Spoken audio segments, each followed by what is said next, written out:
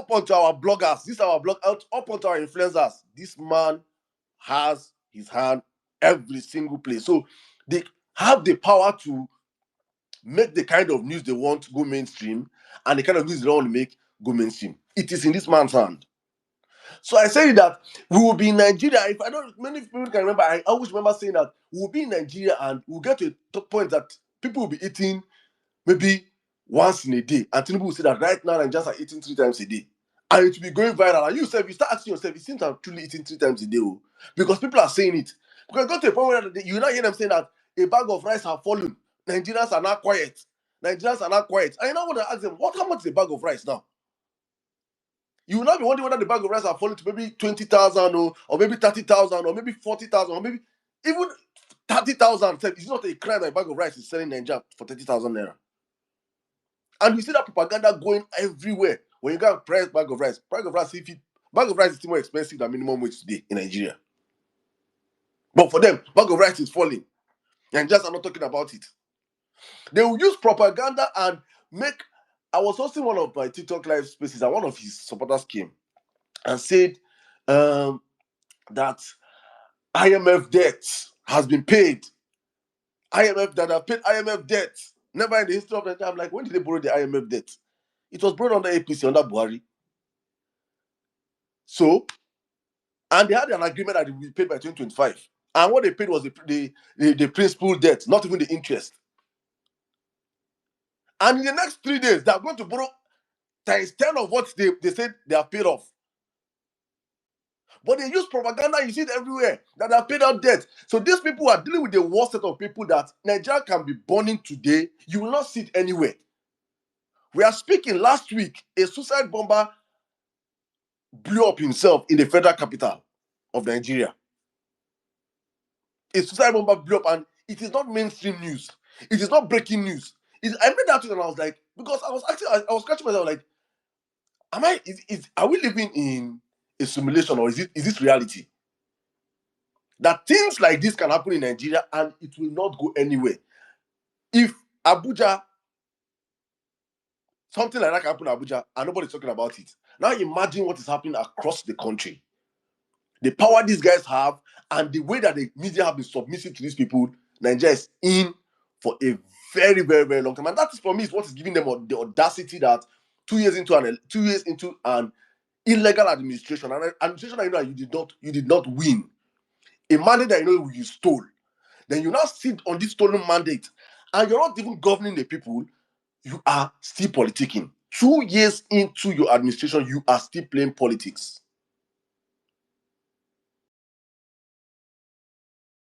This is where we are, so people.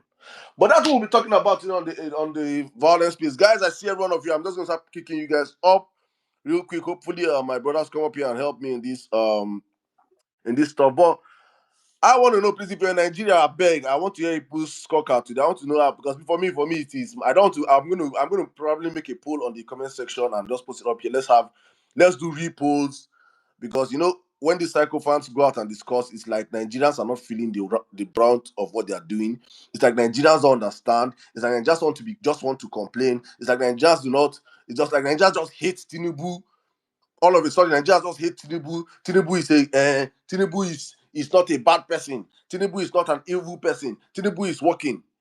In 2 years, you found means of enriching yourself. You found means of enriching the political class. You found means of making governors richer, House of Rep members richer, senators richer. You have increased the salary of the judiciary. You have done all these great things for the cabal of criminals that are meant to protect your seat.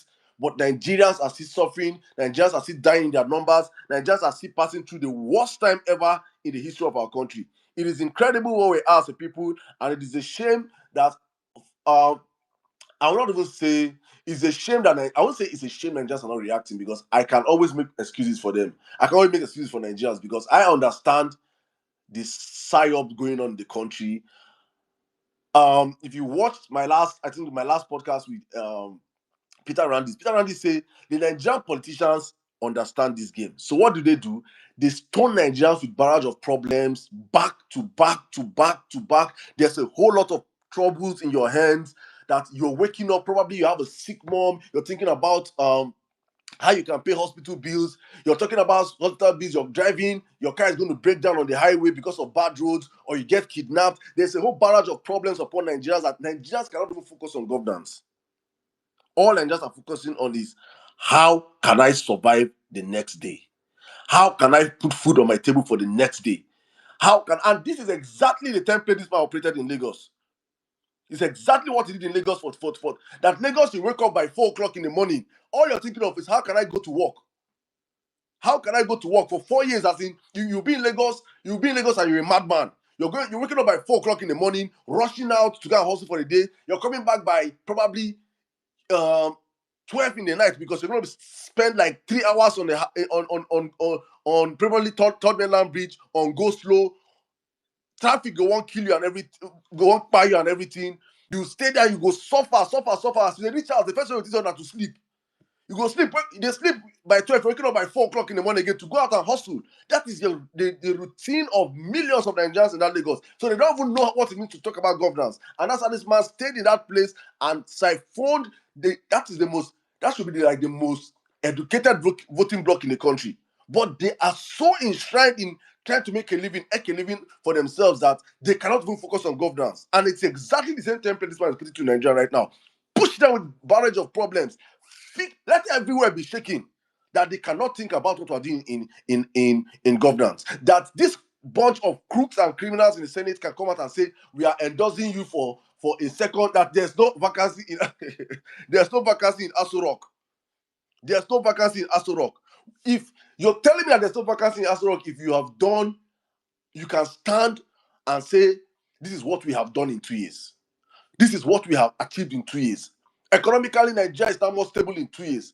This is at the projection the next 2 years. Then we can say, okay, these are the infrastructures we have done in 2 years. In 2 years, Bola Ahmed Tinubu, you have not deemed it fit to build a hospital because you, for your own self, let's just say for your class of thieving politicians, there is not one standard hospital that you've built in 2 years and say, okay, we're going to stop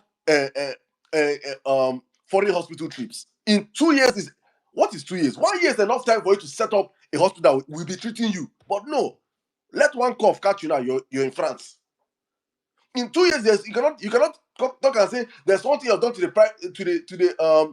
to our education. You say you're giving student loan. You created an avenue for people to steal money and you call it student loan. All you have done is create avenues for politicians and bureaucrats to steal and throw money into the system. Let them all steal. Then when you actually say you have released so and so funds, in the same 2 years, you have not done anything to checkmate the most important problem bedeviling Nigeria today. The most important problem holding us as a country is corruption. Corruption is the most important problem we have as a people. And in 2 years, you have not done anything. In fact, you have turned the most powerful body that is meant to checkmate corruption to be chasing Naira. You have turned the EFCC to be an institution whereby they are going to wedding with telephone to go and check who is spraying Naira. Why all the corrupt politicians are working free, scot-free.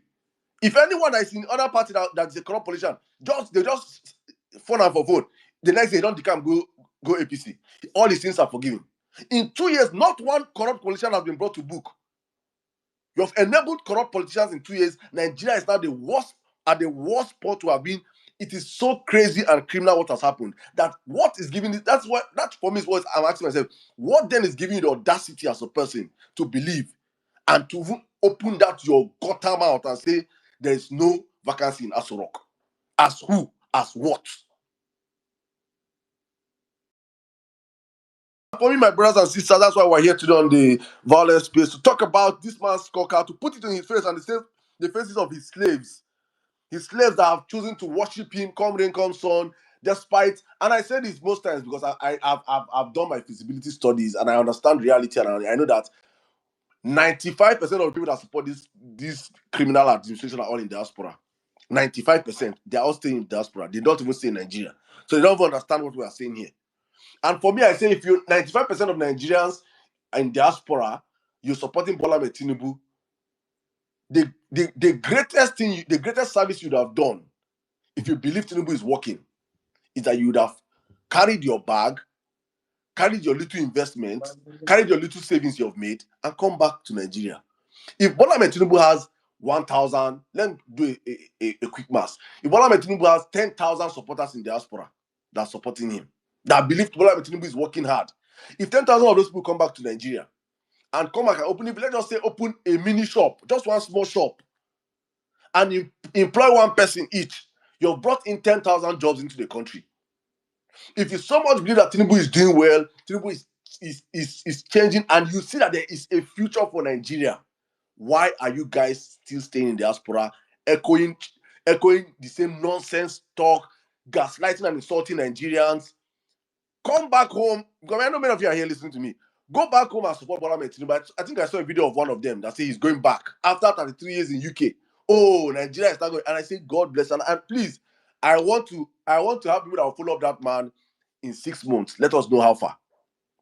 When reality actually sets in, let us ask questions. Oga, how far? How market? Because this Tinubu that I'm seeing, that man fit come Nigeria, if you don't get money to get, you don't get flight money go back.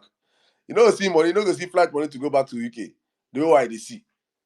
Well, guys, welcome to the Vawulence space. I'm going to run real quick to the coalition of the opposition. You see, last week we had Peter Randis on the platform, and he was talking about electoral reforms. And God bless that brother. He was out there on the street yesterday with some well-known Nigerians, echoing their what they believe and what they are saying about the electoral reforms. Of which I said I used to be a doubting Thomas, but I honestly support what he's doing right now, and I wish and I hope that it works out well. But on the contrary, I want to say this. I was not impressed by the turnout, but I always know that's what's going to be. I always felt that's what's going to be. And for me, that's exactly why I'm clamoring and I'm in support of a coalition. Simple. Because I keep saying this, Nigerians, we know how to talk. Nigerians, we know the problems. We all know our problems. If I give everybody here this thing, I would do like 600 and something for this room, close to 700. All of us know the Nigerian problem. To address our problem, I've already said it, the politicians have created barrage of problems that will make us, we cannot even focus. People now really say, tomorrow, if I come out now, go down, join that Eagle Square. First, you calculate probably your money, your transport money for maybe Karu, or probably from Gwagwalada to Wuse, or maybe from Utako. You calculate the money. You calculate say now if it say now 001 you they do, how you want to come out and everything. So for me, I've seen this and I understand the playbook from these corrupt politicians. And for me, I'm just saying this that is why I'm totally in support of the coalition. Why we need a coalition? Because I understand that, honestly speaking, Nigerians have been beaten down so bad that for any true resistance to be felt by this criminal government has to start from the very top. It has to start from the political class, because those ones that, no matter what happened, they're immune to these criminals. They have stocked a lot of cash for themselves, either cleanly or corruptly. One way or the other, many of these people are already immune from the system. So whatever Bola Ahmed Tinubu throws upon Nigeria, they are immune. But one thing that they're not immune from is their interest. And going into 2027, they already know, I have said it, that the worst thing that can happen to Nigeria, I'm saying this one more time, the worst thing that can happen to Nigeria as a country is to allow Bola Ahmed Tinubu consolidate 2027. The worst thing that can happen to Nigeria as a country, let me repeat it again, the worst thing that can happen to Nigeria as a country is to allow Bola Ahmed Tinubu consolidate 2027. The worst thing that can happen to Nigeria as a nation is to allow Bola Ahmed Tinubu consolidate 2027. Let us just kiss democracy goodbye. Let us just kiss our country goodbye. Let us just kiss it. Whatever you think you're saying or you think you can, it is done. Nigeria is done. Because if there's something that you cannot notice about a man, is the antecedents of a man. Bola Ahmed Tinubu is a cancer. It's a cancer that comes into a system and he gradually eats and eats and eats and eats until he eats up everywhere. You doubt me? Look at Lagos. You doubt me? Look at Lagos. He has successfully eaten up every single space and inch in Lagos, that even the air you breathe in Lagos, you might need permission from Bola Ahmed Tinubu. That cancer is something that Nigeria, we have to tame it as fast as possible. The best time to tame it is now. The second best time is 2027. So for me, whatever it's going to take for us to make sure that we tame that cancer, that it doesn't go beyond 2027, that is all I am after. Because for me, when we say this thing, most times on this platform, I remember we're shouting 2022, we're shouting all what we predicted on this platform. Dollar will be over 1,500. Fuel will reach 1,000 naira. All that when we're saying that time, people were laughing at us on the violence space. Everything has happened now, it is not a normality. It is not normal for Nigerians to buy fuel at close to 1,000 naira. I don't know how much it costs now. It's not normal for Nigerians that a dollar is over 1,500 naira. It is not a normality in the country. So for me, it can, and with Nigeria, it can only get worse with these same people. It can only get worse. So don't ever think that Bola Tinubu has a stopping point. Or there's a time, Bola Tinubu is going to stop. He will not change that target. He cannot change. A leopard cannot hide his spot. At old age, there's an Igbo adage that said, you cannot learn left hand at old age. Bola Tinubu cannot change. It is not in him. He's not here to, please, oh my goodness. Sorry, sir. He's not here to change. He's not here to change. Please, it's very, very, very important to understand these things. So for me, the best time to take that man out as Nigerians would have been now. But I know that Nigerians don't have the energy. That's why I was saying that even though I know we have adopted and we're adopting Rig and Pi 2027, I still do not trust the Nigerian people to carry it out. Nigerians are people that we have learned to have saviors, messiahs, leaders, opinion shapers. We love the bandwagon effect. So if there's someone that is saying something important or there's someone that is doing something important, we have that has automatically that person has a followership, and the people that believe that person, the people that align with that person, the people that will work for that person, the people that will die for that person. Some Nigerians will prefer to die for a politician. I'm not going to call names, but we die for a politician than to die for their country. It's our reality. And so therefore, for me, I believe that the coalition of all those politicians that have people that are ready to die for them are the ones that will agitate and make Nigerians come out, not Nigerians coming out on their own.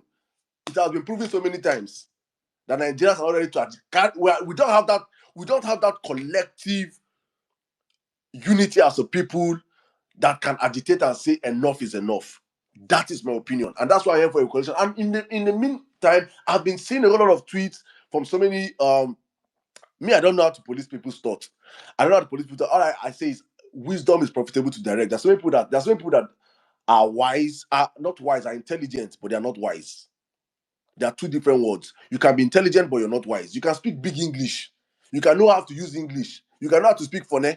You can know how to speak Queen's English, but you have nothing. You lack wisdom. There are many people that lack emotional intelligence. I say it all the time that emotional intelligence is a gift. If you don't have it, you pray to God and say, God, every day wake up and say, God, please grant me emotional intelligence. You cannot gaslight people or gaslight people's pains or gaslight people or coerce people into coming to a coalition. You have to bring out sufficient points for people to understand why it is important, why I need to jump into this, see reasons why they have to get into something, not gaslighting, not insulting. I see so many people talking about the middle belt, the middle belt this, the middle belt that. I've been seeing so many tweets from middle belt brothers. Many of them have sent me tweets in the DM, Saddam, what do you have to say? And I'm like, me, honestly speaking, one thing I cannot tell a person is how the person should cry. You cannot cry more than a belief. You cannot tell a victim how the person should feel or how the person should react to a situation. So you cannot come out and say, the middle belt minority, how many votes and give people? How many votes? It's so many people say something that I'm like, you don't understand. It's yes, okay, let's agree. Okay, yes, people are dying in the middle belt today. It doesn't change anything. They have reservations over some people.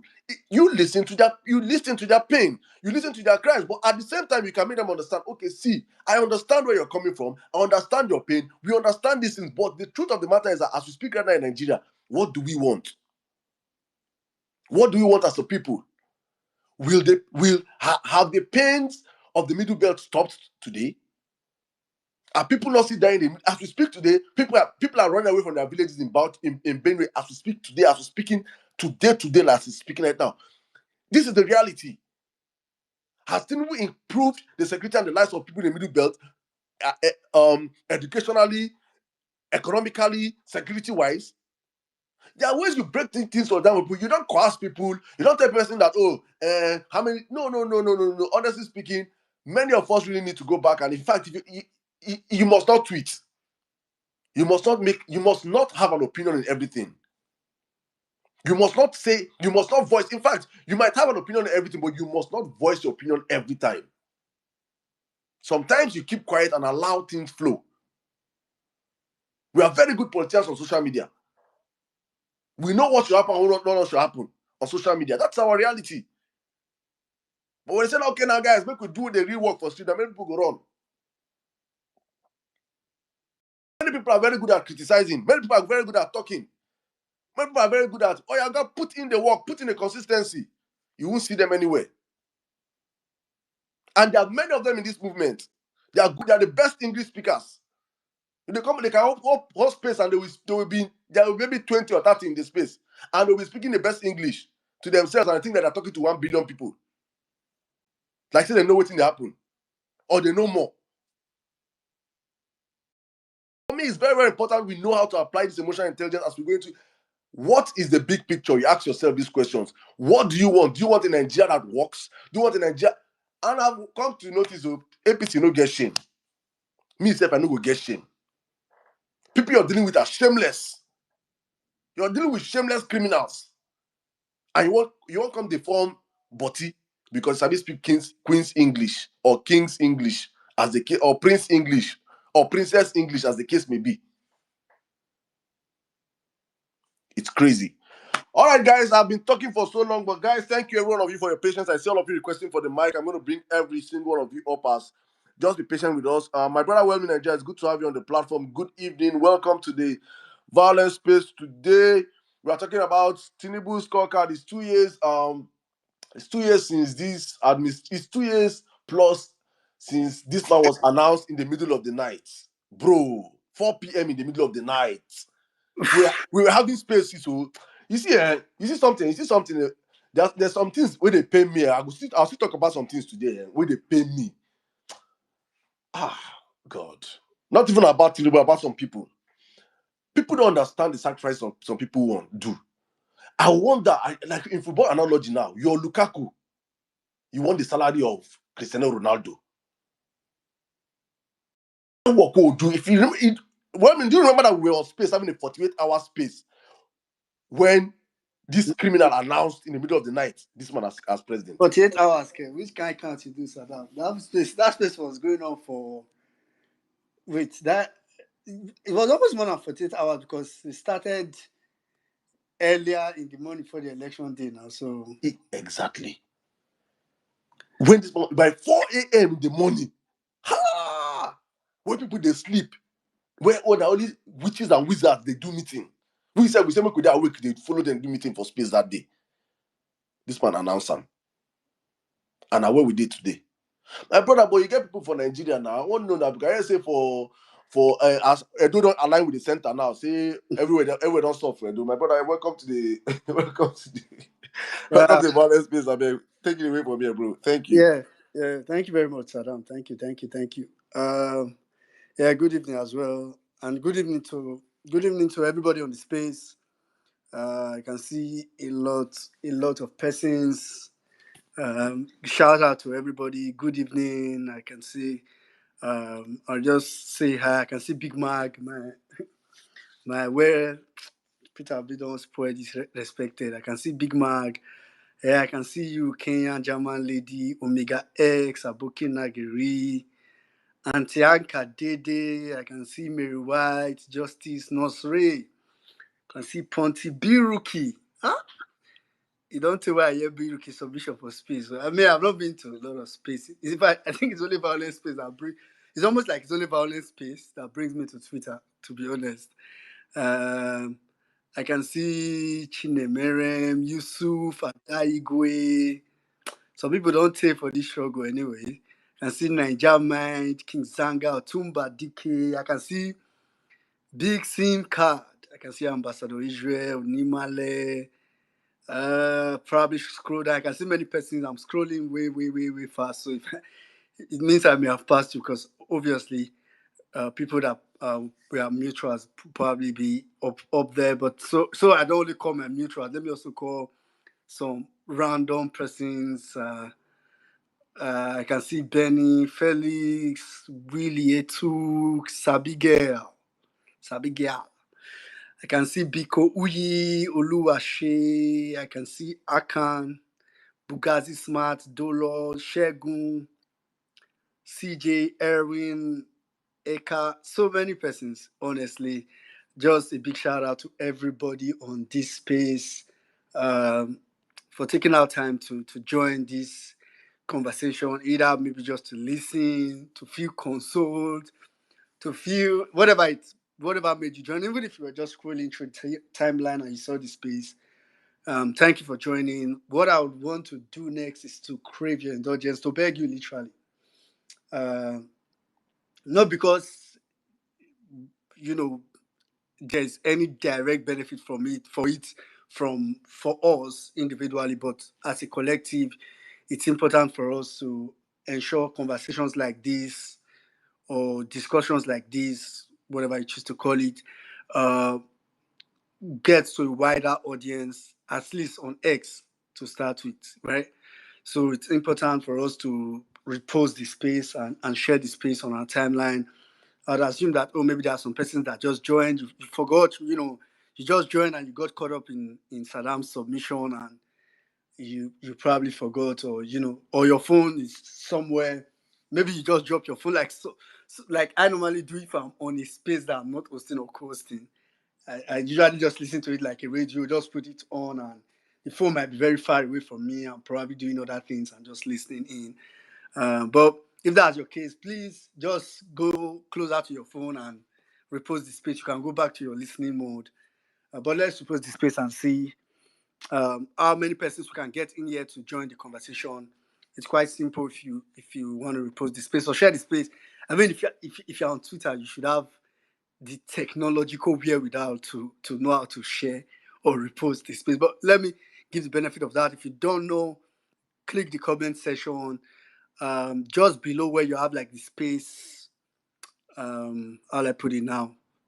Logo, not really the logo, the space graphic itself. Below it, you are going to see two arrows going into each other. That's the repost. That's the repost button. I know it might sound like as this guy teaching telling people how to repost, but I mean it's okay if some people don't know how to get there. I understand not everybody. Twitter is not everybody's natural environment, so let's do where to do that. If not, you could as well share the space, like get somewhere, just the same way you share with your Bluetooth or whatever. Just look for like a share sign somewhere. You also see it at that same point, at least for Apple devices. Okay, I can see some people retweeting it, reposting it or retweeting it now. So thanks to everybody that is doing that. But I want to believe if you've not done it now, it's really a choice not to do it. So I'm not. I really don't plan to convince anybody. Um, yeah. So welcome again to Violence Peace. Saddam kind of brought in some moments just while he was trying to bring me up. Some moments from past 2 years, from the last 2 years, that honestly, I I I don't. I mean, to be honest, I don't want to exaggerate and say when I remember it, it breaks my heart. It does this to me, and all that.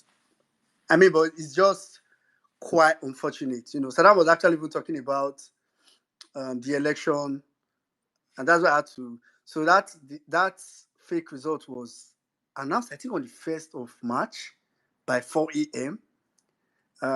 But prior to that time, we were already on space from as early as 7 a.m. To be honest, I literally I can remember everything in my head, and that's probably a testament to how much I personally, and I'm just saying me because I know a lot of persons did more. Like if you ask, I can point people that did more, putting in their time, resources more than times two, times three more than myself. And it's just crazy because when I won't think about what I put in, I feel like it's big. Then when I think about what some other persons put in, I'm like, like it's crazy. You know, we're on space like from 7 a.m. thereabout on the election day, and that's even after having a space the night before the election day. As a matter of fact, 2 days before the election day, after Violence Space ended, um, there are some people that were craving. I think there was a conversation that started on Violence Space, and before Violence Space ended, and I opened the space. No, okay, I can remember what prompted that space actually. You know, someone, because I often talk about election, the beavers, and some of those things.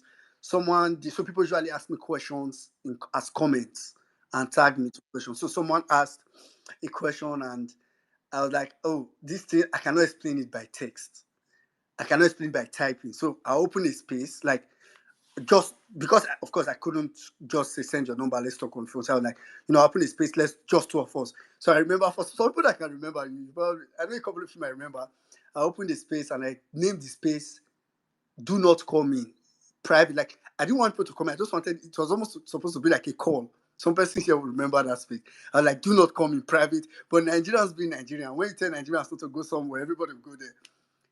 In a couple of 30 minutes, 1 hour, the space was literally filled up. I started analyzing what could make Peter Obi win the election. And I mean fact and figure analysis. We did all that. Not to this is me being in my nostalgia moment anyways.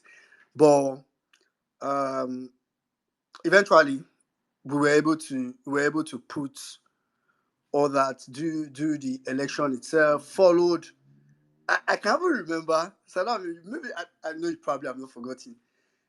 Before they announced the results, I think just before they announced the result, I was chatting with you and I was saying, bro, if you go through your chat, maybe on WhatsApp or I think it was on WhatsApp, I was saying, bro, this guy's want to announce this result. Oh. This guy's want to announce this result. Like, so it was crazy, anyways. But I think fast forward to May 29th, which today marks, it was a day everybody dreaded. I too. I, for me, sometimes when I dread something so much, I just want it to come to pass. Like, make it pass. Um, you know, a lot of people wish a lot could have been done and all that. But I remember, for some people that remember this, the swearing in was quite fast because there was a lot of fear of what could happen. It was quite fast and everything happened sharp, sharp, sharp. And that evening, I remember I was in a space actually. I remember I was in a space and I tagged that space. The topic of that space was now that the O1 bear is over. That's what I tagged it. Now that the O1 bear is over, blah blah blah blah blah. Then a lot of people came in and it was a good way for people to decongest a lot of people were feeling bitter and bad. It was a good way for a lot of people to decongest that terrific feeling that these evil idiots bring to us every now and then. So I remember a lot of these things like just like yesterday, honestly. And this is for me that I'm so engaged with a lot that I normally should not remember with all this kind of remember this kind of thing, but for how passionate and how much we wanted or we still want Nigeria to work, we will tend to remember all these things. To be honest, the next thing I want to talk about is the space with Randy.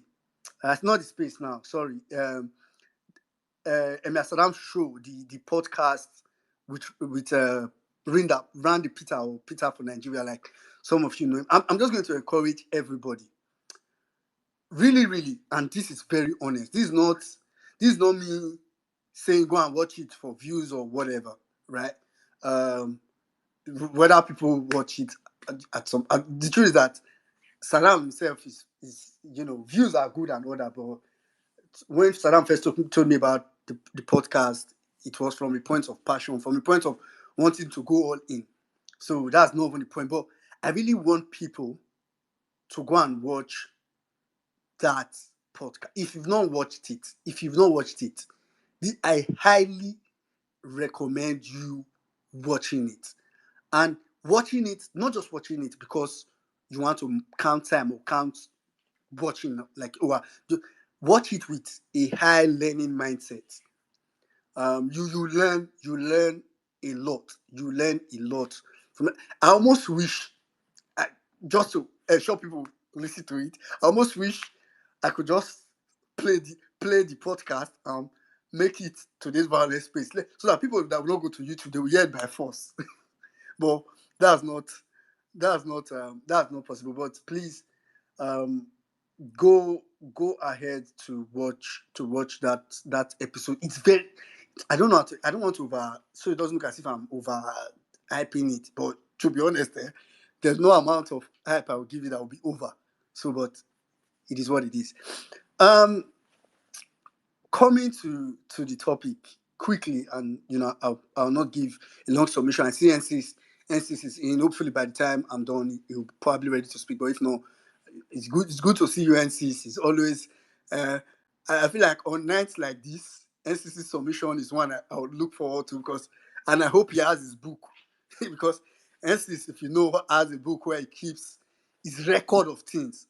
And it was not until recently when he said it, I was like, this is something I was supposed to do. For some people that remembered, I think slightly just after election, there was some of our people have left, have not been coming around. There's this oh god, I'm forgetting her name. I think it's Dupe was doing. I've forgotten her name, but I mean I have to search. There's our sister that used to do every day. Every day, it's almost like a diary. She was keeping a Twitter diary. I'm sure some of you know this person, and you probably know her name. I'm trying to. Her name is just skipping my head. But she was keeping a Twitter diary of everything that was happening every day with APC. Of course, you almost cannot keep track, because apparently at some point they overwhelm you in one day with a lot. So I'm hoping, because what I was just thinking, and maybe I know this is an obedient echo chamber. I don't know. I'll crave the indulgence of Emir Sana and NCs. If they agree, it will be good. It's a challenge I want to throw to everybody. I mean, even non-obedient, really. Even if it's difficult to listen to an Abado person, but what I would have wanted is even an Abado person, like even a Tinubu supporter, to really come up and just say one thing. Like one, I don't need two, I don't need three.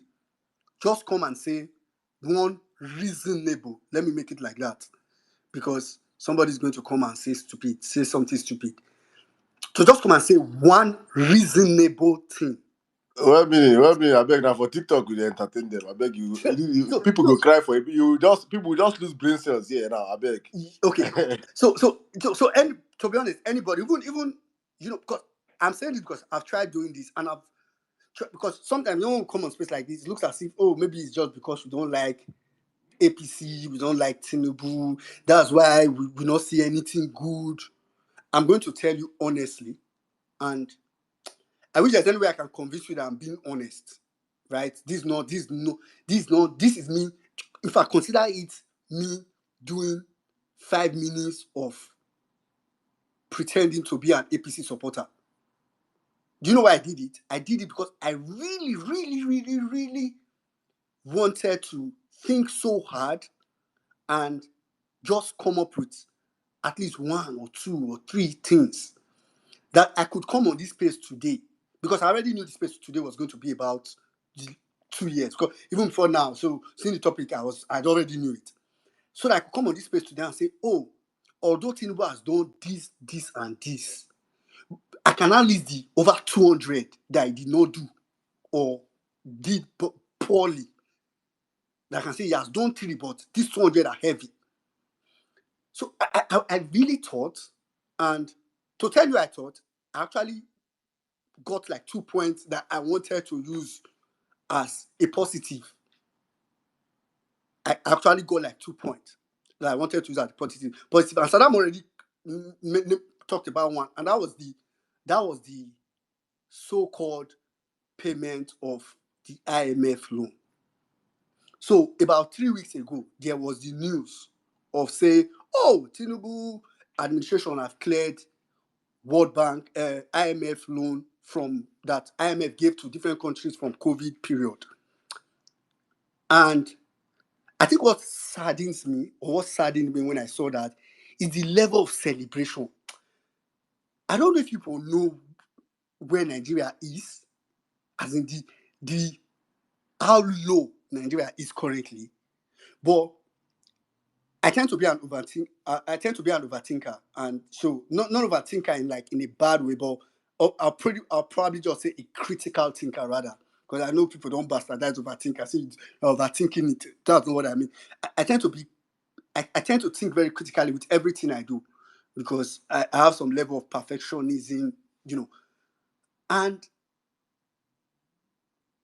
I think what really, when I saw the entire situation, is the level of celebration that people attached to that. But like Saddam said, just 2 days, not really, just 2 days ago, there's a news on Nairametrics that says the headline.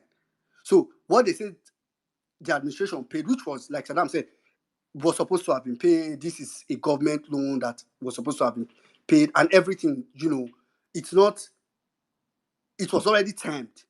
So even even Shekarau, if he was Nigeria president, would have needed to still pay it. So it's not a plus. But the funny thing is that just 2 days ago, May 27th, Nairametrics headline: Tinubu seeks Senate approval for $21.5 billion new external loan. So supposedly $3.4 billion was paid, and just about 2 weeks later, 21.4 billion. That is literally times 7 of what. And so that was one. Then the second thing that came to my mind, because I was really trying to think about, okay, let me see, is there anything Tinubu has done that is good? The second thing that came to my mind was Port Harcourt Refinery. And I was like, okay, Port Harcourt Refinery, yeah, I know they opened it, although they've also closed it recently. And I was like, okay, maybe at least it worked for some days. And the headline from Punch, there's an headline from Punch, as crazy as Punch is, from May 26th that says, Port Harcourt Refinery did not produce fuel before shutdown, says marketers. So it just goes back to the propaganda. I mean, I say this to say that, yes, a whole 2 years, and there is no single thing, like no single thing. I mean, there are bad governments, there are bad presidents, but even the worst of government and presidents, and they still do one or two things that you can say, okay, this is okay. It's been 2 years, and there's been no single thing that a full federal administration has been able to do. I'll leave you with that thought. 2 years.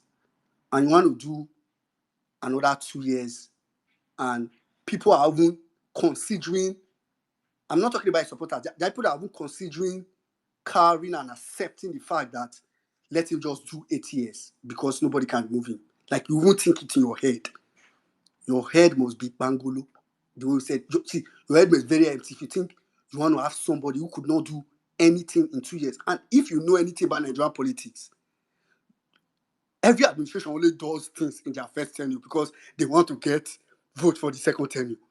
So I need you to ask yourself that if a person could not do anything in the first tenure, where everybody does, in fact, for example, an Alex Otti now, as good as Alex Otti is, he may not even do anything in second tenure.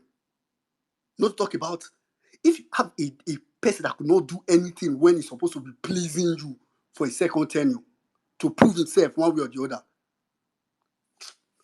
Omo, I'll leave you to ponder on that and just random about the coalition. For me, I think I just want to see it happen. There's something about change management. When you talk about something you want to about a change for so long, people begin to question. But I know Peter Obi is not just a good person; he's actually a very intelligent politician. I think that's what that's what the level of comfort I have. So I think my trust in Peter Obi as a person, because no, it's not supposed to be hard for Peter Obi to, if Peter Obi and any other politician, you know what it will take for what APC will give for Peter Obi to decamp to APC. What they would give, like if it was any other politician, what they would give. See how much they want Kwankwaso, not to talk about Peter Obi. So the fact that Peter Obi has not even thought about joining APC gives you a long way to know who you are dealing with. So for all that, I just trust Peter Obi to make the right decision. But still, think 2 years of nothing. On that note, I'll say thanks to everybody and thanks for joining to this Violence Space. We have a great conversation for as long as we can, and hopefully. 1 minute, just 1 minute, just one Yeah. minute before bringing N6. I saw a news on People's Gazette. This, hi, oh God, hi, APC. Ha! Bro, 375 million naira per borehole. All the ball wey Peter Obi don dey build for Nigeria, all the ball Peter Obi don build like Peter Obi go don build reach 50 balls around Nigeria since 2023. 375 million naira per borehole in this budget. APC are budgeting. And if we pass that house, that Dundee that's sitting as Senate president, that woman rapper wey you no fit see anything in yellow or in skirt, in eye no go shake, go sign am. The amount of corruption going on under Bola Tinubu is unprecedented. We are not seeing it in the history of Nigeria. I was talking with Peter Randy. Thank you so much, well, Nigeria, for that. Please, I mean, I don't know how to even sell that episode, but it's one episode I believe every Nigerian needs to watch. He said something. He said, "You are complaining about look at how bad Ahmed Lawan was as Senate president. Who would have thought? Who would have thought that any person would be worse than Ahmed Lawan as a Senate president in the history of Nigeria?" Enters Ababio. This set of politicians are the worst. See, from here, from Nigerian politicians are hellfire. They go they go recruit them straight from hell. This is the worst we have ever had in the history of our country. Everywhere, these people are a bunch of crooks. There's no pity, there's no shame. Look at the hardship Nigeria are passing through. 375 million naira per borehole.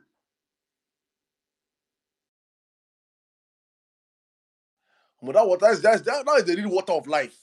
If you drink 1 cup of water from that borehole, you're not supposed to taste again. You don't drink enough. These guys and they are so brazen. Then the EFCC that is meant to pursue them are going to weddings, going to birthday ceremony.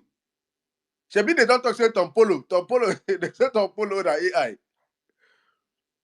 That is how they are bastardized. Even the politicians are now free to steal. This is a free looting because the man on top is a criminal.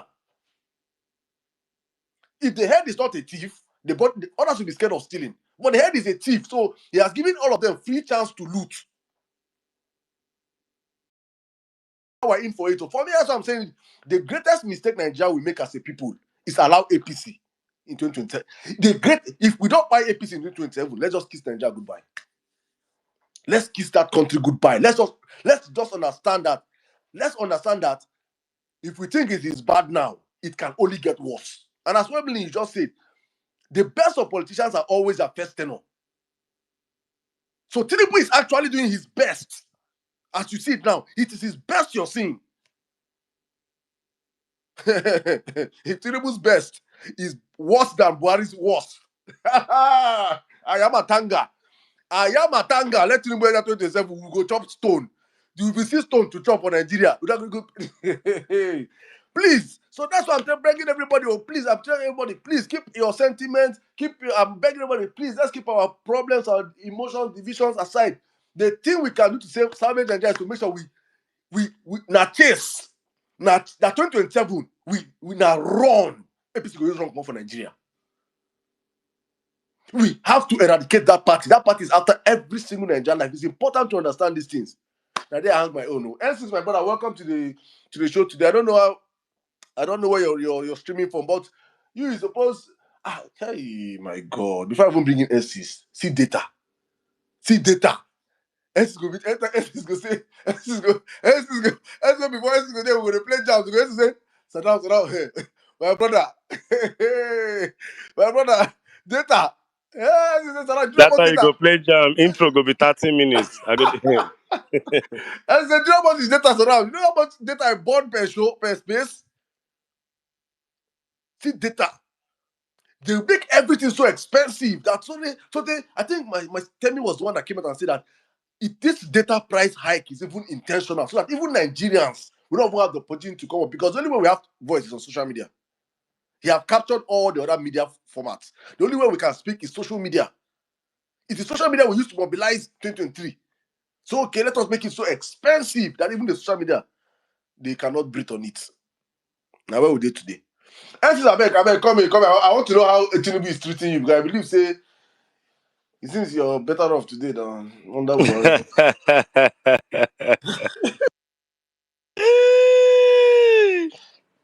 It is well, even when it's not. Dear Nigerians, today is May the 29th. 2 years ago, Bola Ahmed Tinubu, however he did it, was declared president of Nigeria. Before it happened, this man jammed the heads of everybody with everybody. Today, friends are not talking to each other because of Tinubu. Today, tribes are fighting each other because of Tinubu. Today, the Yorubas almost seem like the enemy of everybody. They've been accused of collecting all the jobs at federal level. They've been accused of nepotism in the ministerial appointment list. The Yorubas have been positioned almost like a pariah because of Tinubu.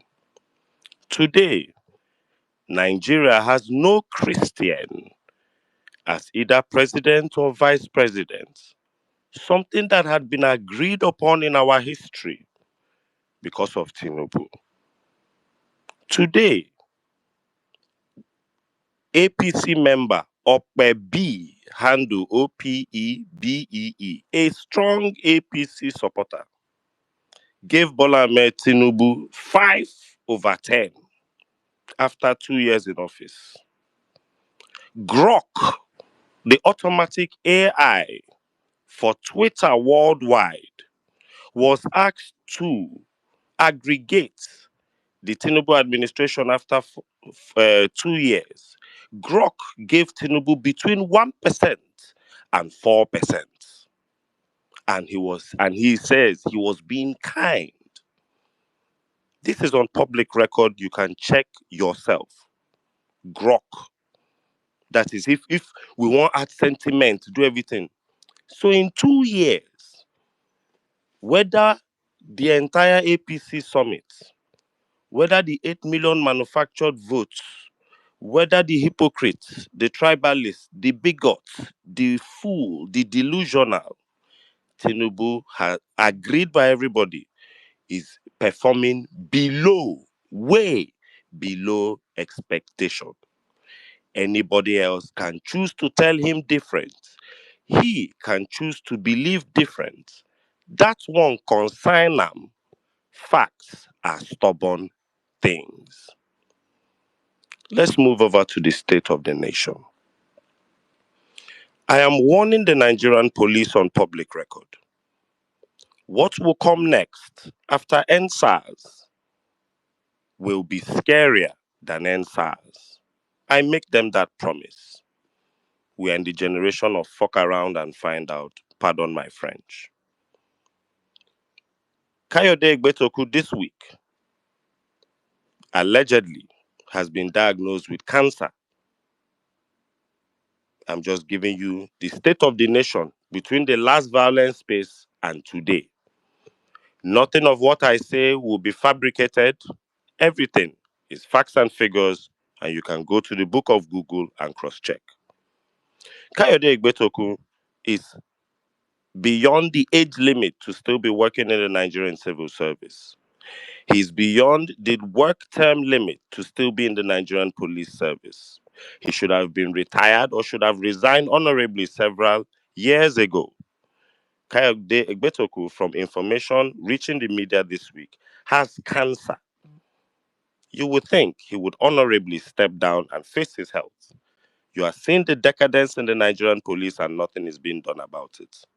This was the same way we had a Nigerian military chief of staff under the same APC administration who died while in office, and the government denied his death to the very end, barely a year or two ago. This week alone, in the state of the nation, one of the biggest problems Nigeria is facing currently is terrorism. The nation is being terrorized to the point that the middle belt, which is the farming belt of the nation, Nigeria used to take food for granted. You would drive on the eastern expressways, stop anywhere between Benin and Benue states, and there were women on the side of the road selling gari laid out on the expressway. We took food for granted. We have a group of people who have made up their minds, for reasons best known to them, to murder the over 31 million people in the Nigerian Central Middle Belt District. For reasons best known to them, we all know this is virtually impossible. But let me tell you that once more there is proof that the APC government is complicit in the terrorism we are going through today. And if you still support APC, you are cursed and you are an idiot. 2 days ago, prior to 2014, the name Sheikh Gumi had never existed with any reputable repute in this country. The Buhari administration made him famous.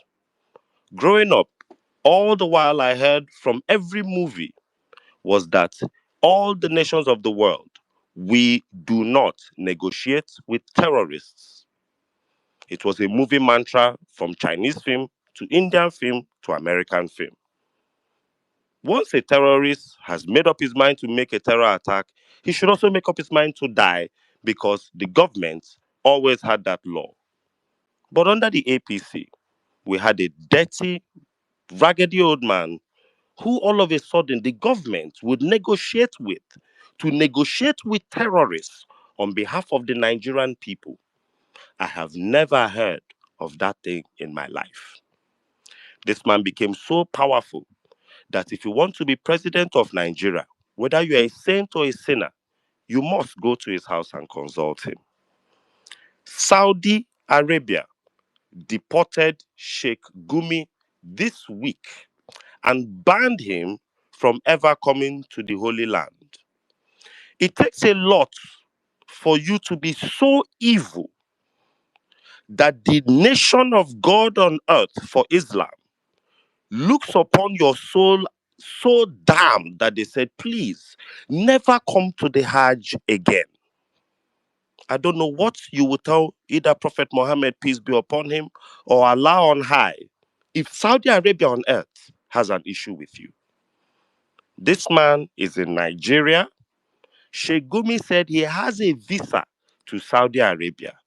Who gave Sheikh Gumi his visa to Saudi Arabia? A man that is revered in Nigeria is cursed in the Holy Land. APC keeps introducing us to animals that we have no history of.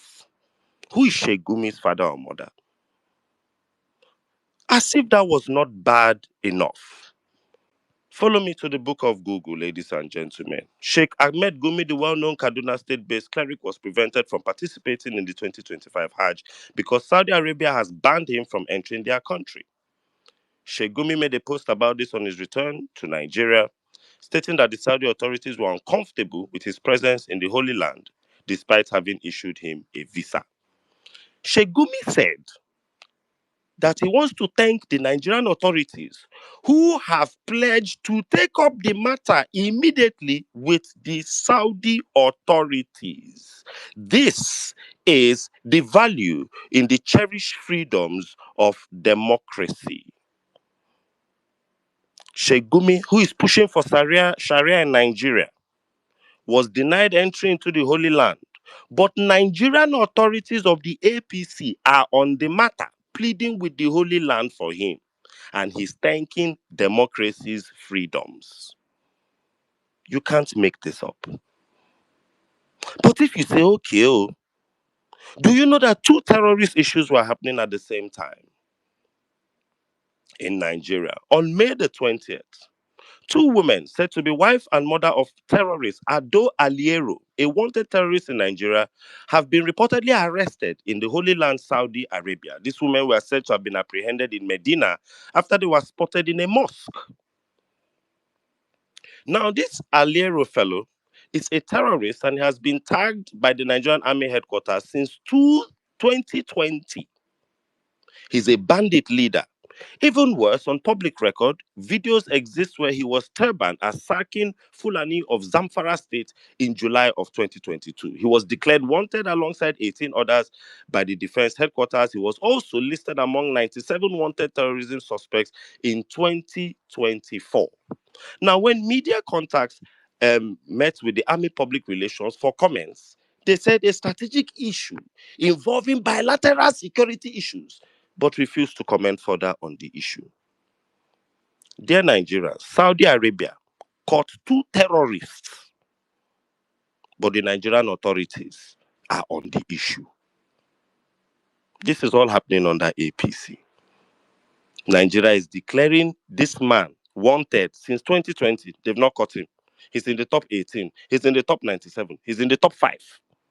But the biggest question that Saudi Arabia was asking the Nigerian authorities, because the wife and mother were caught with 2 fake Nigerian passports and Saudi visas, they're asking Nigeria, how did a known terrorist wife and mother get into Saudi Arabia? That they no Jackpa go anywhere else to hide. They are in Saudi Arabia. The terrorist Saudi Arabia does not want are the terrorist Nigeria is harboring under the APC. But no wahala. Bola Tinubu is doing very well. I will not go into the budget padding issue because last year, this budget was padded almost to the tune of 3 trillion naira, which was the one that was reported. I don't know if it got worse. A senator got up from the north and shouted, Senator Ningi said, please, me self, I know say these prayers go reach me, but I beg, we too thief. And Akpabio dealt with that senator to the point he was suspended from the National Assembly. That budget has been padded times 10 this year. Have you heard from Senator Ningi anymore? He's still in the National Assembly. When you allow a mafia cause-like government to get into power, people will obey instructions under the threat of their lives. That is where we are. So if you're here talking about terrorism in Nigeria and hoping that anything will happen, you are deceiving yourself. Imagine a pastor in Nigeria that was so bad. Israel and the city of Jerusalem reject him from coming there for life. And then the Nigerian government goes to speak on his behalf to find out what happened. No problem. APC summit. 2 years of Bola Tinubu. Over 44 ministers. I sat down and watched. It turned into a shit show. No minister came up to give account of what they have done in the last 2 years. Akpabio got up and started shouting, Tinubu for president. I want to ask APC members listening, and even Bola Tinubu himself. Simple question.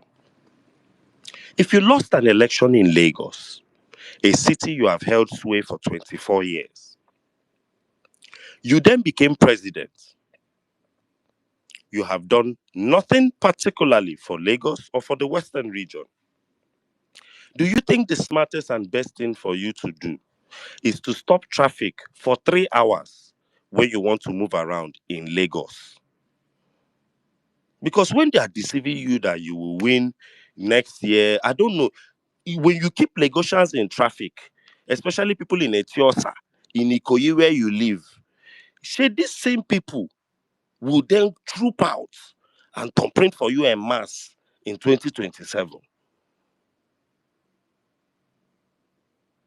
When you destroy an entire coastline of business just to build 30 kilometers of road to nowhere, is it the same people that will come out and vote for you? Because there's a level of self-deceit that even Bola Tinubu is engaging in that he should have surpassed for his age. Where are these votes that APC is banking on going to come from? If you check all the states that have ported to APC currently, what is the biggest problem? Headlines 2 days ago, APC members in Delta State complain that the new PDP members that have ported to APC should go and stand in line because even them, where they APC since, never chop. Claim one party state, but you, where they your own party, una never even chop. Food never reach you. Groundnut never reach you. You they celebrate, say person waiting for 1 trillion where EFCC they find, pot on your party. He will be held in bigger esteem before you. If Peter Obi ports to APC today, Peter Obi will be a presidential hopeful tomorrow. Obedience will be a bigger voting bloc than Agbado idiot next tomorrow. Facts. You are still the beautiful bride of the entire political establishment. Everybody wants a piece of obedience. Obedient for Asue, obedient for Atiku, obedient for everybody.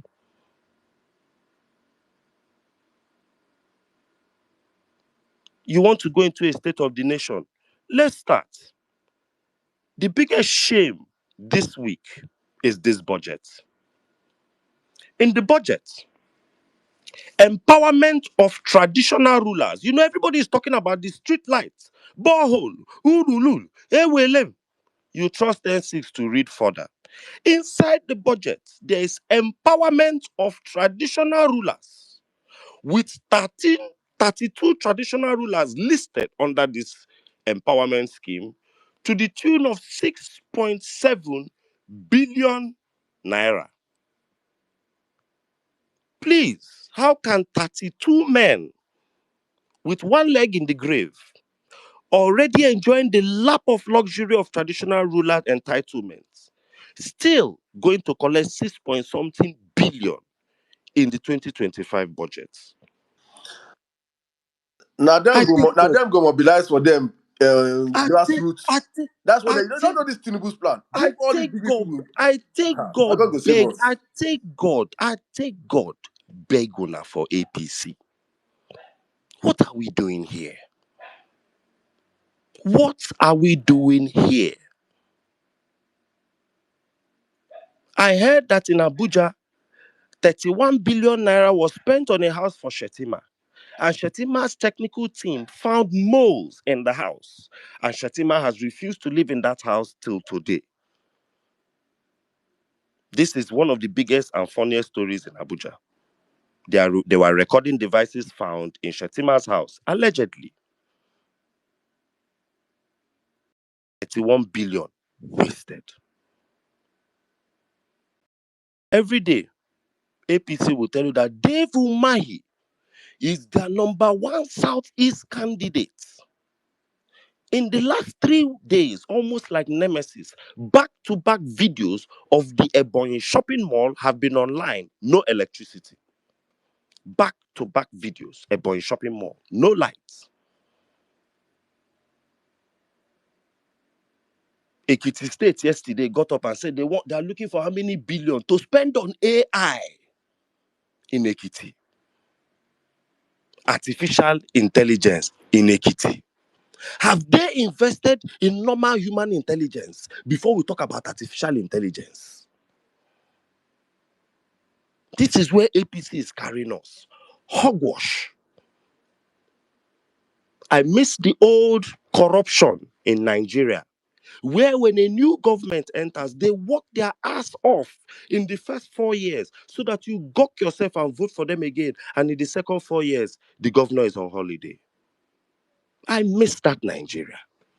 I don't understand this one where somebody built 30 kilometers out of 700 kilometers. And now Koreaka, the man is now telling you The next 2 years is sure. I want to remind you that anything that has not been built in the first 2 years cannot be completed in the next 2 years. When you look at Alex Otti's speed in the first 2 years, you are comforted for the next 2 years. If Alex Otti gets up now, if like after operating at Bola Tinubu's space and tells you people, what I am going to do miracles in the next 2 years, wouldn't he look like a joker? But with what Alex Otti has even done in these first 2 years, if Alex Otti stops now and starts politicking with APC till 2027, will you complain as somebody from Abia State? I'm just trying to show you political paradigms of the power of 2 years. Alex Otti entered the same 2 years Tinubu entered. Bola Tinubu cannot point. There was a video trending this week of a massive erosion site in Abia State that the Alex Otti government fixed. Under how many months? Bola Tinubu's government cannot point to one erosion site that is known in this country that they have a before and after picture under 2 years.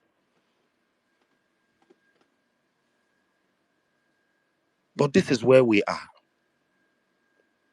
His convoy passed in Lagos, 140 something cars. No wahala. Peter Obi begged and talked about cutting the cost of governance. Tinubu is not interested.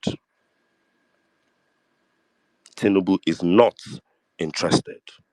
You are throwing tantrums as a grown man and sulking because you lost Lagos. Is that what will help you win Lagos? APC is clearly panicking. APC is clearly panicking. All these fake promises they are making their president, I am sorry for both the promisers and the promisee, because all of them know they don't believe that bullshit. There is no miracle they can do. The price of fuel will not drop. Food prices will not improve. Any government that has started with Lamba will end with Lamba. We said this.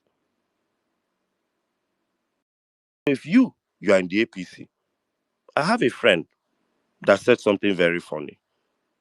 He said, my own be say, me I go still they do my bigotry online.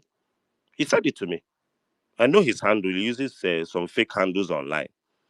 He said, me I go still they do my bigotry. Anybody where yab my Yoruba, I go yab them. But that 2027, I they vote will be. Make I no lie, you I dey go my APC meeting. Tinubu don't try. He don't answer presidents. And this is the sentiment all over the place. Many of these people who are coming online and fighting you, watch what happens. They pay them 30,000 naira, 45K. They switch their phone, they come online, they search keywords, Igbo, Yoruba, Tinubu, Lagos, smelling. They attack, they tweet their rubbish, they off their data. Because notice, they never reply you when you reply their stupidity tweets with facts. They are struggling as well. News Central did a vox pop, went on the street. It's a 4-minute video. They were asking Nigerians to grade the Tinubu government over 10. People were with their chest giving Tinubu 0, 1, 0, Odo, 1, 1, 2, 0, 1.5. I want to know how you Ensis, people. please, just 1 second, please. Guys, we have a poll right now up on the Jumbotron. Please just go there or it's in the comment section. Check it. The poll we're having right now on Tinubu Scorecard. Just go there and vote, please. And also, please, we are trending Tinubu is a failure. The hashtag is up there also. Please copy it. It must trend this night. That is a must. That's the power of the violence space. Let's go, guys. Thank you so much. MCs, please go on. It breaks my heart. Yahaya Bello is still walking around. This week alone, the head of the EFCC came and told us that they will need to use forensics to check Tom Polo's video to know whether he abused the naira. Young boys will change 50,000 naira inside strip club, spray strippers. The stripper, legit, taxed. The money you are changing is taxed. drink you buy, taxed. At the end of the day, EFCC will arrest you for 50,000 naira. But Tompolo sprayed 100 million naira cash to his gods. And the EFCC is telling you that they need to do forensics to confirm before they can even. That is, EFCC invited Tompolo, Tompolo invited EFCC. That is where we are in Nigeria. But the same EFCC got up and arrested E-Money and jailed E-Money. A law-abiding citizen currently has a criminal record because of a video where he clearly did not do anything abusive to the naira. There are visa forms that E-Money cannot sign. Have you committed a crime in your country? He cannot currently now sign no because of EFCC's foolishness. And we're allowing these things continue. We're allowing them continue all over the place. Allowing them continue all over the place. The only confidence APC has on winning the 2027 election is rigging. Is rigging. Can you imagine? An entire political party. It's not APC is not building bridges. They've stopped building bridges. Peter Obi has built bridge to Middle Belt. He has built bridge to this thing. They've stopped building bridges. I told people the three things that Peter Obi takes serious: the poor, IDPs, education, and healthcare. APC will attack them. What did you notice? Benue State attacked him when he wanted to come and help IDPs. This week alone, we all saw the shambles that happened in Jam. In just 7 days, APC caused the confusion of a lifetime in this country for minors. I'm just telling you what has happened in 7 days. Nigerians had to cry to the point that Jam reviewed an exam. And just as if the Jam one was not bad, for the last 2 days, videos have been trending of 14, 15, and 16-year-old young Nigerians writing WAEC exam with candle. Writing WAEC exam in 2025, a year where cars can drive themselves from Lagos to Abuja without a human being touching it. A year where cars can be plugged to the socket in your house and they will move. In that same year, young Nigerians are writing exam with candle because there's no electricity.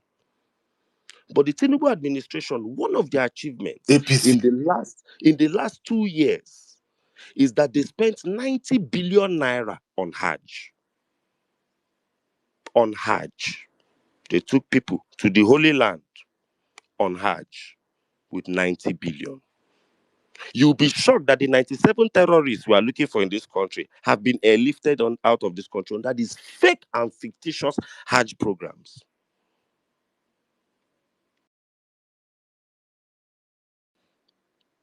This is where we are in Nigeria. This is where we are. Let me just go back to this budget briefly before I round up my submission. APC is budgeting 1,477 street lights at 393 billion naira. 538 boreholes at 114 billion naira. I want to remind you people, I have a crazy memory and it's both a gift and a curse. Bello Galadanchi and Very Dark Man, 2 individuals, leave Peter Obi, built boreholes in the north. Bello Galadanchi had that video, and I remembered it well because I kept it in my archives. In that video, they first went to somewhere that they had found water.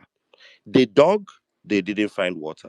They went somewhere else and found water. And I remembered he said that the entire project cost about 4 million naira. A borehole, a solar borehole, it cost about 4 point something million naira. But the APC is budgeting billions for this nonsense. Health related projects, 420 billion. ICT, 505 billion. You people, Bosun Tijani should tell us what we have done to him and ICT in this country. Construction of community town halls, a town hall different from Bala Blue. When Tinubu told you people that he believed in a town hall, you guys thought he was joking.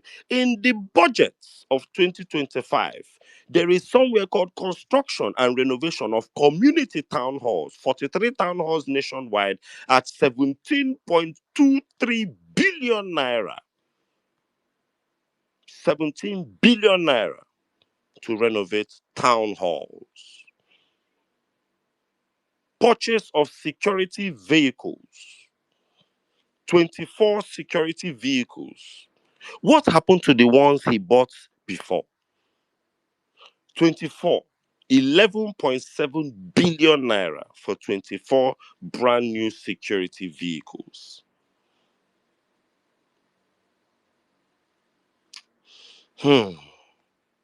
Look, Nigerians, we have one of two things.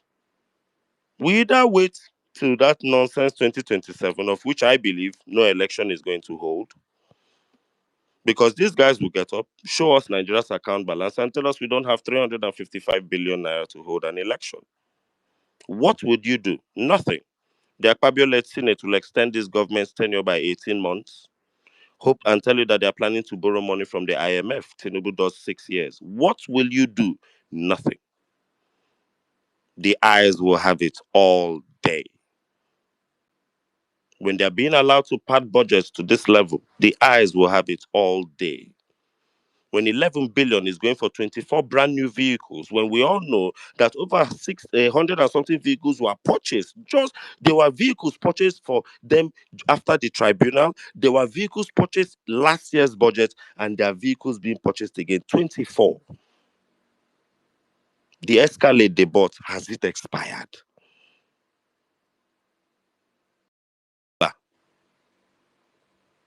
No wahala.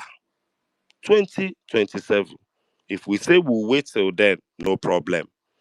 I'm not going to talk about this 3.4 billion to borrow 21.4 billion. Because as far as I'm concerned, when I don't know when Nigeria, I am old enough as a millennial to know when Obasanjo paid $48 billion in this country. We didn't pay $48 billion, and the next week we went and borrowed 80 billion. I'm old enough to know when the Paris Club debts, the IMF debts, was a shame to Nigeria when we were coming out of the military regime. And under democracy, we did our best and paid those debts to the point that they even forgave us some money. That is the Nigeria I remember. I don't remember this APC Nigeria of borrowing, borrowing, borrowing. I am a human being, and I don't know if I am Elon Musk and I'm worth 30 trillion naira, and I have a friend that every year he keeps borrowing 20 billion, borrowing 3 billion, borrowing 4 billion, borrowing 10 billion. This same friend will wear Richard Mille, fly with 1,000 people to Dubai, have 100 and something car convoy, but he keeps borrowing. Then he'll pay me $3 billion and tell me, please, can I borrow 21 billion? Please, as a human being, how will you look at such a friend? Is that person serious? Wouldn't he disgust you? People that beg for giveaway 5,000 naira online disgust you. Do you know how Nigeria is perceived at the League of Nations? When you come borrowing, borrowing, borrowing. When will Nigeria borrow other people money? I know Nigeria that used to borrow people lights. I know when Nigeria used to borrow people fuel. I know when Nigeria used to borrow Ghana an entire existence when they had issues. When did Nigeria start going around borrowing?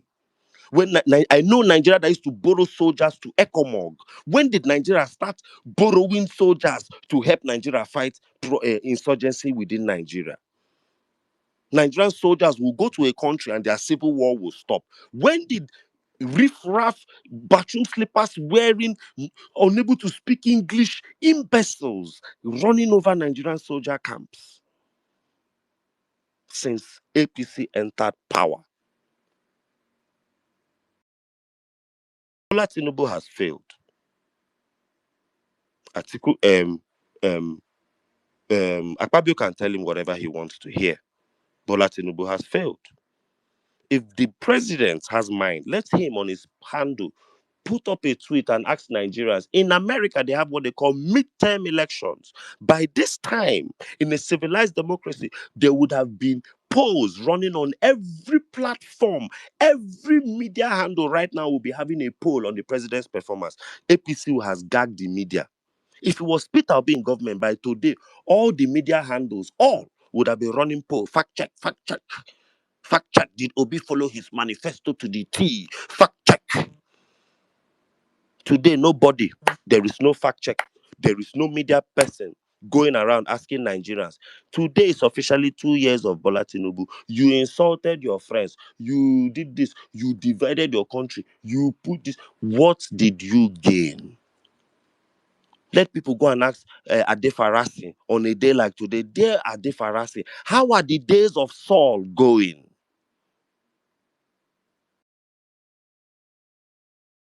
Look, at this point, Nigeria needs prayers. Because where we signed ourselves to Satan, this covenant has run too deep. From terrorism, our government is complicit. Corruption, our government is complicit. Hypocrisy, our government is complicit. Bigotry, the government is complicit. This week alone, Scott Iguma has been fighting for Nigerians in the real estate sector. The Lagos State Commissioner for the Environment used a tribal slur to insult him. But Lagos State has never made a statement about what is going on in the real estate sector since that young man has been trending. No wahala. Dear Nigerians, what we allow to continue will persist. A word is enough for the wise. God bless you and God bless Nigeria. I yield. All right. Thank you very much. Thank you very much, NCs. If I can say that book, like say that book, we will steal that book from you. Thank you very much. Those were NC's built that submission. NC's built that submission. Starting from Sheikh Gumi. You know, there's usually a lot to talk about in Nigeria. I just remember Saddam was asking, it was saying in his submission that Tinubu no fight corruption. Or it's not everybody to fight corruption. I just did laugh. Even Tinubu himself does not expect himself to fight corruption. So, as in, Can corruption Do, fight do you, corruption? do, well, meaning, do you know yeah. where they've reached a level of hypocrisy within the APC where Mm, Tompolo cannot even spend 24 hours in EFCC prison just to make the government look good? Do you get what I'm saying? Like, you know yeah. how do you understand where I'm coming from? Yeah. I know Like what you mean now. they've reached Even yes. if it's to pay him and just say, or even just to beg him, say, okay, Do you just get what I'm pretend. saying? Yeah. They've reached that level of hypocrisy within the APC. That's where they are currently. That a federal body cannot tell a Nigerian, you did something against the law, show up to our office. Look at how long it took for them just to get Yahaya Bello. And the man is still walking around free till today. Nigeria is telling you that they want to go and borrow 21.4 billion. But on May the 27th, 2025, EFCC and the IPC claimed that they have recovered $105 million and 277 billion naira. Please, I beg you, Nigerians, why do we need to borrow if we are recovering so much? APC, APC, Lamba Boju, government. No wahala. APC, APC. If Nigerians don't kill that party, we have been shouting this thing since. I say when we shouting, if Nigerians don't kill APC, APC will kill Nigerians. We were shouting this thing like 3 years ago, before this disaster came. We were screaming these things. Look at it now. Look at the figures. Just somebody made a comment and said, so Nigeria have all this kind of money. Look at what is going on in our budget. But let's allow people react. Guys, welcome to the Violence Space. Thank you so much, every one of you. We see all of you on the platform. In case you're forgotten, because some people are sending me WhatsApp, my friends. We're back on spaces. Saddam, Tell Nigerians to hold their traditional rulers. 7 billion naira from this budget was shared between 32 men with an average age of 75 years. Huh? So this one, guys, this one is just for them to 32 traditional rulers are sharing 7 billion naira between 32 traditional rulers. Saddam, no nation can continue like this. nah, nah, nah, nah, nah. The waste is disgusting. It's disgusting as in one more. Help us cut cost of governance. Who? Tinubu? City boy. Tinubu cut for a cut. And you know, the only thing I was saying is that I said this is actually his best. He's in his Alex Oti moment too. He's currently his Alex Oti moment. Just understand this is his best. Now imagine. Saddam, do you understand that within the achievement of the Tinubu administration, they have to write down that they changed the national anthem? That's achievement. No, I'm honestly speaking, within the achievements of the Tinubu administration, New they national have to This anthem. write one is the down talk, so not funny. that they changed the national anthem. Hi, They God. did not compose a new anthem that was more Nigerian. They didn't throw open a competition. Because for years in our history, that Taiwo Akinwumi Abi Akinkumi fellow was known as, somebody, was it the Nigerian flag? Like, we had these histories. We could have easily, if you wanted to change the Nigerian anthem, you could have opened it up. There are so many talented people in this country, Facts. and would have picked an anthem and would have had a brand new Nigerian, a new anthem. You went back to a colonial anthem. Colonialism. It is within Bola Ahmed Tinubu's 2 years in power. Kolo regime. Please, guys, we It are is well. trending. Tinubu is a failure. So everybody on the platform, I think we have enough numbers to get this trending. Please, multiple tweets. We cannot allow this day pass without him and his bunch of e-thugs, e-bandits, e-terrorists, e-midgets, e-crooks pass this day without saying that Tinubu is a failure is trending. Let Nigerians know this is his scorecard. Wherever you see yourself, One man please entered power, put and it all of out a there. sudden, every Nigerian has a block list of not less than 1,000 fellow Nigerians. One man Yeah, entered power, and all of a sudden, every e-bandits. Nigerian has blocked at least 1,000 Nigerians. Something that never used to happen before. It's unfortunate. I beg, let's No bring in our wahala. speakers. Well, I mean, let's go back to you, please, Yeah, guys. let You Mommy continue. B just pick it up from there. Please, let's keep before Mommy B coming. Please, guys, I'm big on that trend. Please, let's get this stuff trending. Tinubu is a failure. Everyone on the platform, keep hitting it out. And also, let me just give a big shout out also to every one of you that came out for our big auntie, Madam Madonna. Thanks to all of you that donated. We raised everything that she needed. Hopefully, she goes into surgery real soon. Thank you so much. Mommy Bolanle, come in, please. Yes, good evening from my side. Evening, Emir Saddam, well meaning N6. Good evening, everybody. Oh my God, I have been listening. And to be frank, I don't even know where to start. But I suppose I have to start from somewhere. Today, I was listening to a podcast. No, it was last night. There's these two Christians that were talking about insecurity in Nigeria, and the number of Christian communities that were like being attacked. And they were like, they have been looking at it and trying to evaluate what's going on. Their confusion is seeing the terrorists with sophisticated armory, all the stuff that you would expect the army to have. And then you then try and connect dots to the fact that a military installation would have been knocked out, soldiers would die, the terrorists would cut away everything. They then also then were continuing to connect dots. They talked about the fact that um, numbers that were being slaughtered. They get the information, but they then check the local media and there's nothing. And they reach a conclusion. They said it looks like the government is colluding with terrorists. So Igbo people look. And I listened to it and I was like, APC has taken us to in fact, we're in the abyss.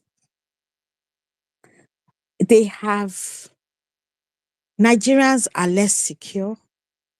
God knows the kind of agreements, the military chiefs have with these terrorists. People in government have with these terrorists. So much so that Nigeria is being overrun. And Nigeria has been in that decline since 2015. I thought about it the other day. I mean, I now literally, on a regular basis, take mental health breaks from Twitter, X. Reason being is I feel overwhelmed and I'm not even living in Nigeria. Right? I see that news, this news. Oh, Buhari is coming to fight corruption. Oh, corruption is fighting back. That was what we were hearing before. Now, corruption has tied Gilly. A tied rapper, tied Gilly, has high heel shoes on and is dancing in the marketplace and nobody. You see, at least it seemed like, the institutions were there. And yet they might not have been doing all we wanted back then. But now they're not even pretending to do anything. And I think I was thinking about the so-called scorecard. Who needs a scorecard? Because it will suggest that the person came with an intention to actually govern. Had no intention to govern. What they had an intention of doing is what they're doing, which is to make and further impoverish Nigerians. So you have less money in your pockets. You are hungry. You are less healthy. And I'm sure if we are to look at life expectancy for the average Nigerian, it would have reduced. It was already low. It was so low that it was the fact that we call ourselves the giant of Africa. It was already a shame. Now it has dropped below. It is subterranean kind of levels. They never came with a plan to govern. They have padded everything that can be padded. Every government institution, right, that could actually even begin to hold them accountable has collapsed. In fact, it is now free for all. Now, who fit chop more than the next person? That seems to be the order of the day. I sometimes I think about all the nations of this world that were kind of on the same level as we were in the 60s, 70s, and even 80s, and how they have left Nigeria behind. In fact, we regressed to a point where you can't even pinpoint how far we've regressed. Because here's the thing. Should we say pre-independence. No, we want a nation that needed to fight wars in order to get our independence, right? The British did what they wanted to do after talk, they handed our independence over to us, right? And people would attest, well, at least my mom tells me, at least I know what my grandfather, his business was like in the 60s and 70s. So you can't even say it's regressed to that. Where they have taken us is the abyss. Somebody was saying to me the other day that, at least they brought down inflation. I was like, which one? Which inflation? The massage numbers, right? Or what people actually feel in their pockets. Because at the end of the day, no matter what numbers you put up there, Nigerians are going to the marketplace and my mom was complaining. My mom she has 3 of us in the diaspora. Everybody competing to give her whatever she needs, and my mom was complaining bitterly. Right. And I know somebody was saying it, I can't remember if it was last space or at some point said, maybe she can buy a basket of tomatoes. People are literally picking off the road waste. People are getting congealed blood as a protein substitute. People cannot afford an egg a day.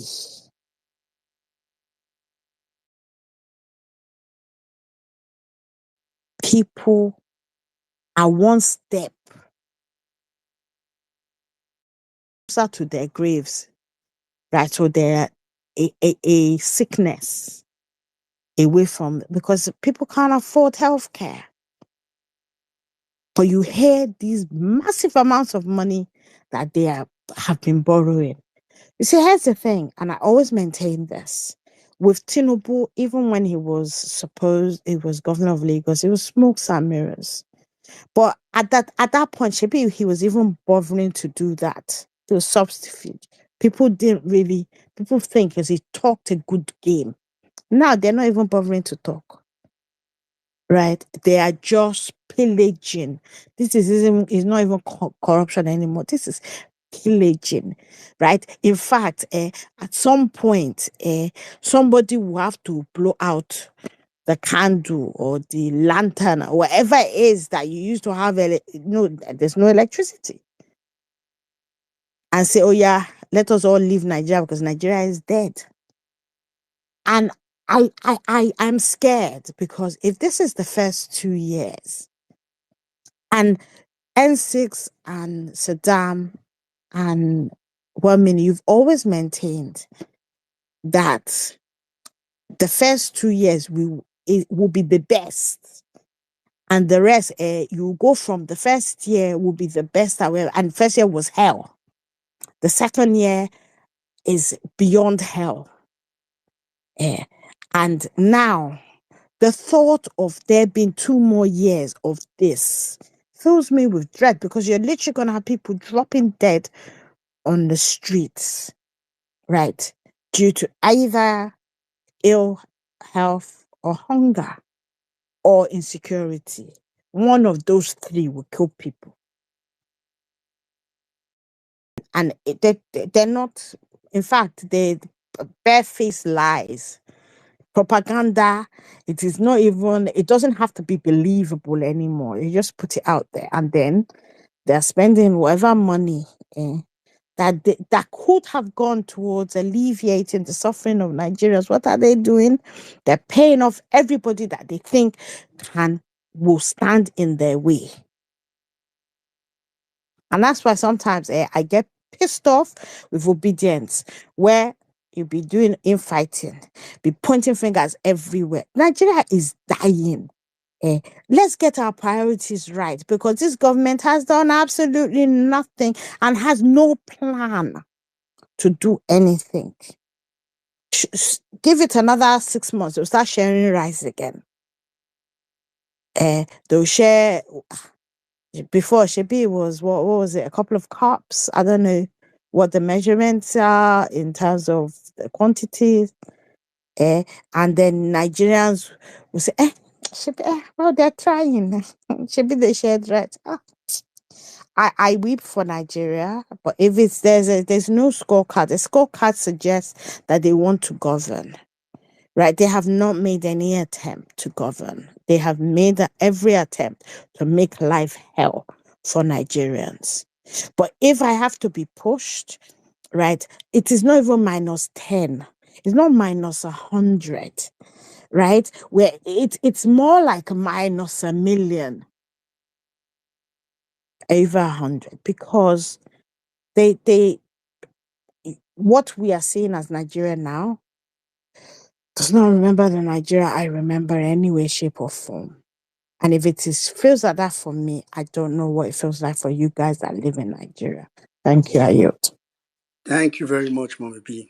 More. I understand. Nigeria's situation is, to be honest, is very disheartening. If not that, I think for me the only consolation, first of all, is being disconnected as much as I can. Plus, then also having to see that a lot of people think like I'm not the only one in this. Like, it's crazy. Thank you very much, Mommy B. Okay, quickly, I'm going to take another lady because we've had mails for most of the time. So I'm going to go straight to it. If you know you're on speaker session, check your phone to be sure your hand is up. I probably be sure you are close to your phone and you are ready to speak. So just check. For now, I can see not a couple of persons at the hands and all. But I'm going to go to Rita. Yeah, okay, I can. I know Mr. Osaitin was here very early, so I'll go to Rita and Mr. Osaitin, then we'll take it from there. Hi, well meaning. Thank you. Amy Amsterdam. I can't see answers, but I guess it's here because I heard his voice. I listened to his submission. Mambi, everyone, I want to say greetings to everyone, Am wherever I you're not here? listening from. I'm not seeing you, my Yo, brother. yeah, I'm we not dey see you. seeing No you. mind that. She get eye problem. Not too much Gary. I see me for some time now. I said it before. Since we came back the second time, I hardly see NCs on this space. I don't understand. But whatever it is, I did hear your voice, so no Now wahala. Ijebu Gary where you dey Ah, drink English. this renewed hope might be affecting. It is possible, you know. It is possible. Greetings, everybody, once again. Oh, yeah. Straight down to business. To be very honest, I know some persons will say, we don't need God to come down to do anything for us in Nigeria to fix Nigeria.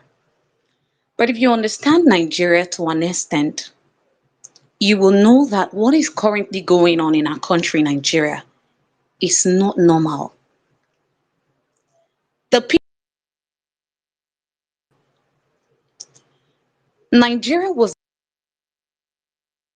as in, less as it is currently, yet they stood to say, this is not what we want, because we need something better. But with the state of the nation right now, even those that fought the military then, their mouth now can no longer open anymore. For the Anjima who are still here, theirs will just say, if you are depending on this, if they talk, they go away. No action, nothing seems to happen. I made a tweet earlier today. I made a response to Tinubu's tweet earlier today. And one of his supporters went on to ask Grok if what I talked about was true. I'm just going to take an excerpt of the response I gave and an excerpt from what Grok responded to the person. So I read mine first. Within 2 years, you don't borrow the 16 years of PDP and Buhari 8 years combined and more. But the painful part is, say, nothing look like the amount where you don't borrow for the whole of Nigeria. And then the supporter of Tinubu went at Grok. Is this true? Here's what Grok had to say. I'm just going to read an excerpt, like I said. It's uncertain if Tinubu's borrowing in 2 years exceeds PDP's 16 years and Buhari's 8 years combined, as exact debt figures are incomplete. Data suggests Tinubu's borrowing rate is high, around $31.85 billion from May 2020, from 2023 to 2025, compared to PDP's $6.63 billion and Buhari's $49 billion. Now, here is at Serap's tweet yesterday, precisely at 10:46 a.m., 28 May 2029. Breaking. The National Assembly must immediately refuse to approve the Tinubu administration's request to borrow $24 billion, which is expected to increase Nigerians' debt to 183 trillion naira. The growing national debt is clearly not sustainable and not in the public interest. Tag at NAS. And then a Nigerian by the name Ejiro responded to at Serap, which National Assembly are you talking about? Nigerians need to visit them at the complex peacefully. Now, where am I going to, fellow Nigerians? It is not about politics anymore. This is not, is way beyond politics already. If PDP and Buhari's 8 years, if you follow the figures very well, $6.63 billion plus dollars plus $49 billion of Buhari's 8 years combined gives you $55.63 billion. As at yesterday that Serap was talking to the National Assembly, because I saw that tweet, that was why I made that tweet under Tinubu's post earlier today. If you put that 24 to his already $31.85 billion, you will be having already within 2 years $55.85 billion that Tinubu alone in 2 years have borrowed. Like the person that tweeted, that responded to at Serap, you and I know the National Assembly that we have today. Whatever Tinubu brings to them, they approve.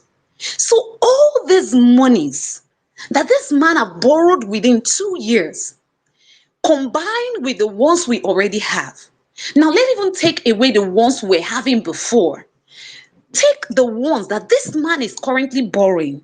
Walk around the whole of Nigeria from north to south and point at any investment that looks or resembles anything worth $1 billion alone. Not to talk about the 50-something that this man is going for just within 2 years. You will not see. Senator Undume some time ago, I think that was the time of Buhari, he said of all the monies they've been borrowing, walk around the whole of Nigeria, you will not see anything that resembles half of that amount, let alone everything. Titilayo, please take care of that boy. You will not see anything resembling that. Yet Nigerians are dying of hunger and starvation. You see, under Tinubu's 2 years, Nigerians are packing raw rice as palliative from sand, raw rice mixed with sand as palliative. You see, Nigerian women and men queuing up to beg for a loaf of bread that was less than 200 naira before. But because of the increment, they can't afford to buy it anymore. You see mothers, you see fathers queuing up broad daylight, begging for bread under Tinubu. You see, different. We saw a video the other day, which I also give to I posted on his comment where they were talking about his achievement, because of course that is his achievement. Nigerians buying heads of fish that are meant to be given to dogs that are thrown away. I do frozen food business, so I understand. I know what I'm talking about.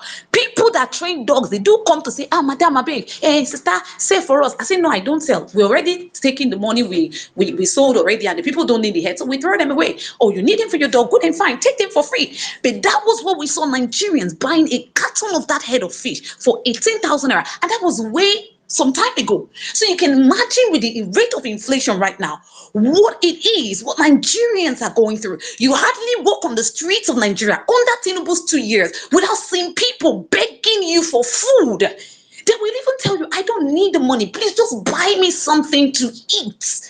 I made a tweet some time ago of a Yeah. Nigerian who came to give his international passport, the new passport right now. He gave it to a place for a place where they sell a plate of food then for 700 naira. He dropped his international passport just so he can get food. 700 naira. At the last time I spoke with that guy. Sorry. Rita, can you round up in 30 seconds before you go people over depression? All right, 30 thank you. seconds. Thank you. Like the last time I spoke with that person, he said the guy has still not come back for his passport. 700 naira a plate of food. Then you can imagine how much they sell now and what is happening to the everyday Nigerian that does not have a job. It is not about politics this time around.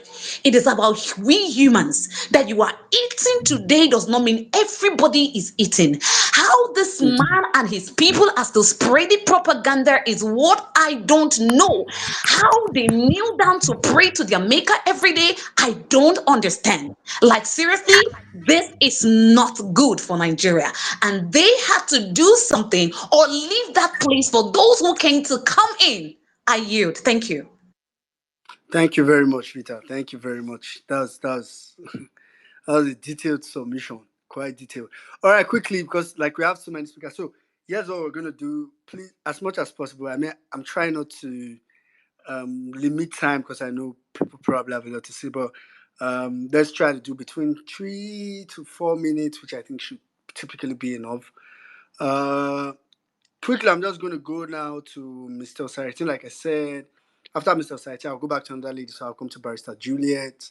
Then I'll go to Emmanuel. Thank you very much, Emma Saddam. Sis, women in Nigeria, Mommy Bolanle, everybody in the house, including the last speaker, Rita.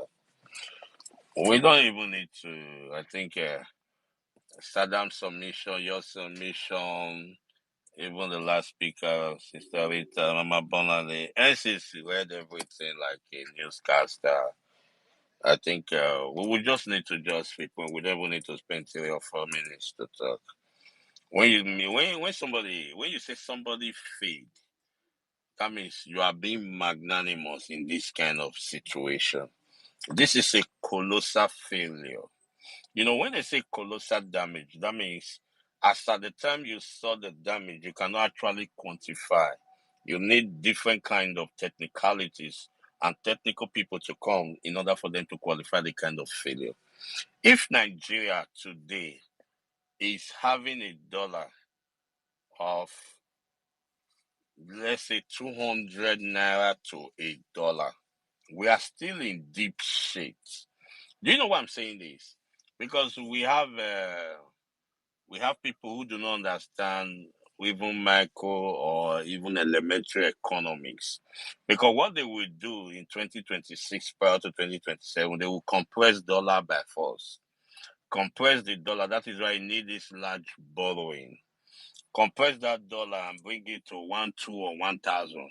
And these nits that he has all over the social media will all cry out like they cried out in IMF loan, like they are talking to Dundees. They play on the intelligence of the Nigerian state and the Nigerian people. The kind of failure this government had, they are supposed to bury their head in shame, never to speak again. But you wonder why. I think what we was doing on our own, every of their statement will need to be fact checked, like Sister Rita did. Like NCS was enlisting everything. We don't need the social media, we don't need the news media anymore. Today we saw videos of people running out in their house in one local community in Benue, while for killer herdsmen were ravaging the area. Young mothers with their babies in their hands running on a tar road. You don't see that. You don't see people explaining that at all. You don't see media flying with that. So it's a system.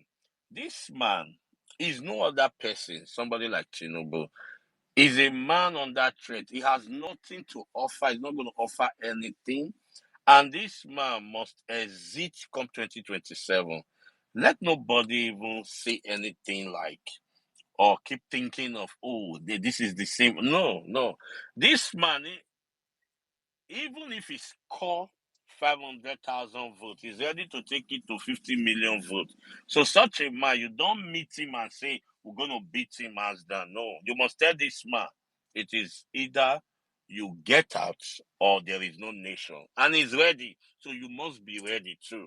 Because you can't imagine this kind of failure. People who sat down together and will say, we endorse you as the sole candidate of our party. Therefore, maybe you'll be the sole candidate of the nation. For what? So we don't have National Assembly as we speak. We thought Ahmed Lawan was the worst off. We never knew there's going to be another crazy one like Akpabio. And somebody is arranging the Keda in religious level. You say, oh, president is Muslim. What kind of Muslim is Tinubu? Vice president is Muslim. Shetima, what kind of vice president is that? Then you now say, oh, the third person, Senate president. You are telling me now as a Christian that Akpabio is a Christian. That's what you would tell me now because he goes to church. No, these are devils. As the Bible qualified them, wolves in sheep clothing. These are animals on human skin. If they are even animals, some animals have pity. We saw some videos where you see animals taking care of their prey. They don't even beat their prey. These are worse off because they don't have. There's a place they go where they see their conscience. I can't tell where that place is. That somebody will say, what is going on in Nigeria? So the truth is, Tinubu government is a colossal failure from water to brick. I will yield. Thank you.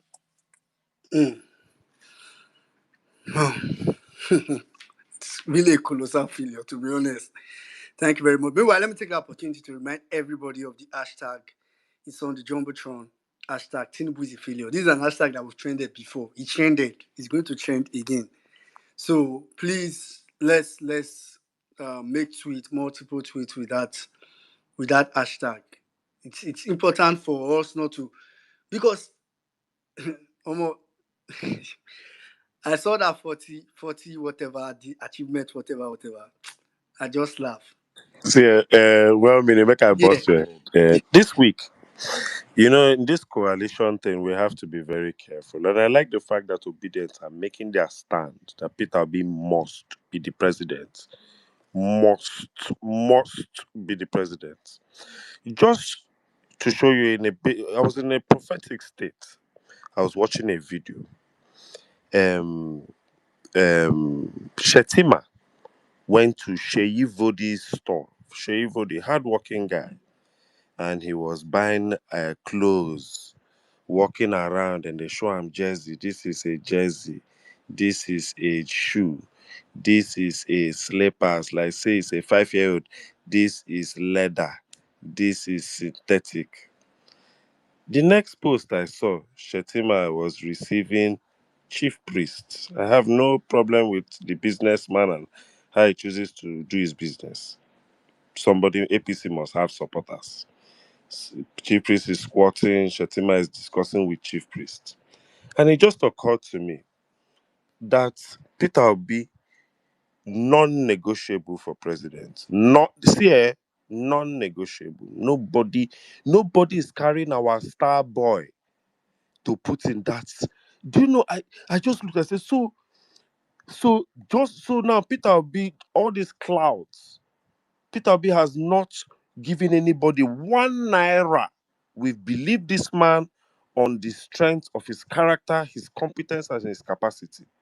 But because we want to remove Bola Ahmed Tinubu, we will use 4 years and use Peter Obi to be distributing 5,000 naira to market women, going for burial, visiting Sheyi Vodi, being visited by musicians and club owners, while Atiku will be president, because we are hoping that Atiku will then give Obi power, because that's how badly we want to remove Tinubu. No wahala. But please, if you stand by the fact that Tinubu must go, and by all means, prophetically always look out for what God is showing you by Shetima's business portfolio. The vice president of Nigeria is a non-entity, and I would not wish that position on my enemy if my enemy truly has political ambitions. I yield. Thank you very much, NCs. Obviously, I think that I also agree that's not a negotiable. Who will be president shouldn't be negotiable. In the last 1 week, 2 pictures. There's been a picture of Peter Obi and Oshibanjo, and there's been a picture of Peter Obi and Nasir El-Rufai. The picture with Nasir El-Rufai has more political clout upon all the evil Nasir El-Rufai has done than the picture of Oshibanjo after 8 years as vice president. I want to also remind you that a architect Namadi Sambo was also vice president of this country for 8 years. He's a political non-entity today. Just to show you that be wary of what you are willing to compromise because you want to offset a problem. I yield. Thank you very much, NCs. All right, quickly, I'll just go over to Barrister Juliet. After Barrister Juliet, uh, okay, I said Emmanuel, yeah. I'll come to Emmanuel, then go over to another lady in then Ogene Fiji. All right, thank you so much, well-meaning Nigeria. Thank you, MS Adam, Tizo, Mommy Bolanli, and everyone that's actually on the violence based team. I would like to state this, that you people have always laid foundations for thought-provoking issues in Nigeria, and it's something that can never be unnoticed. So well done, and keep doing what you people are doing so great.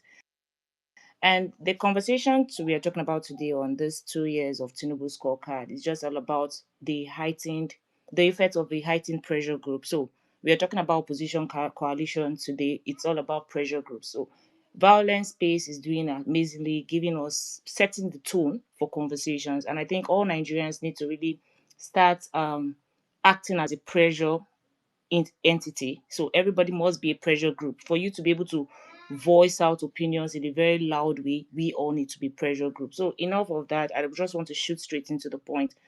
For one of the issues right now in the media space and relations to economic development is the issue of the lithium mining sector. I know a lot of persons will be saying, why is Barrister Juliet now talking about natural resources? Yes, I will talk about natural resources. You know why? Yes, even if you think I'm a lawyer, most of the regulatory frameworks for the mining sector is in the also it's also in the purview of lawyers. These people have lawyers. They are drafting their contracts, the transactions. They also involve lawyers. So we cannot actually take out ourselves and say it does not concern us. I'm not a geologist. And also, as in Nigeria, I also need to be very interested in the mining sector and natural resources, because I keep saying it, that most of our GDP are gotten from natural resources. You can't take that out. More, even your agro, it even does not even give Nigerian GDP what the natural resources will actually give to Nigeria. So we all must be interested. So, like I said, what's actually in the news today is also the lithium sector. Nigeria has partnered with China to actually build lithium plants in Nasarawa, Kaduna, or and around Abuja. And this projects are financed majorly. 80% of those projects are financed by the Chinese government. Most of even the illegal miners that the government has caught in the past, I will just relate my conversation to Tinubu-led administration. So in the past 2 years, those who the government has actually paraded to be illegal miners are the Chinese. So now we are even now even scared. The expectation speculations in place that even those Chinese governments who are coming to invest heavily in our industry is something that should give every Nigerian concern. So if they are bringing $600 million into Nasarawa State to begin a mining plant, it's not a bad idea. If actually they begin, we see dividends. Now, what are dividends?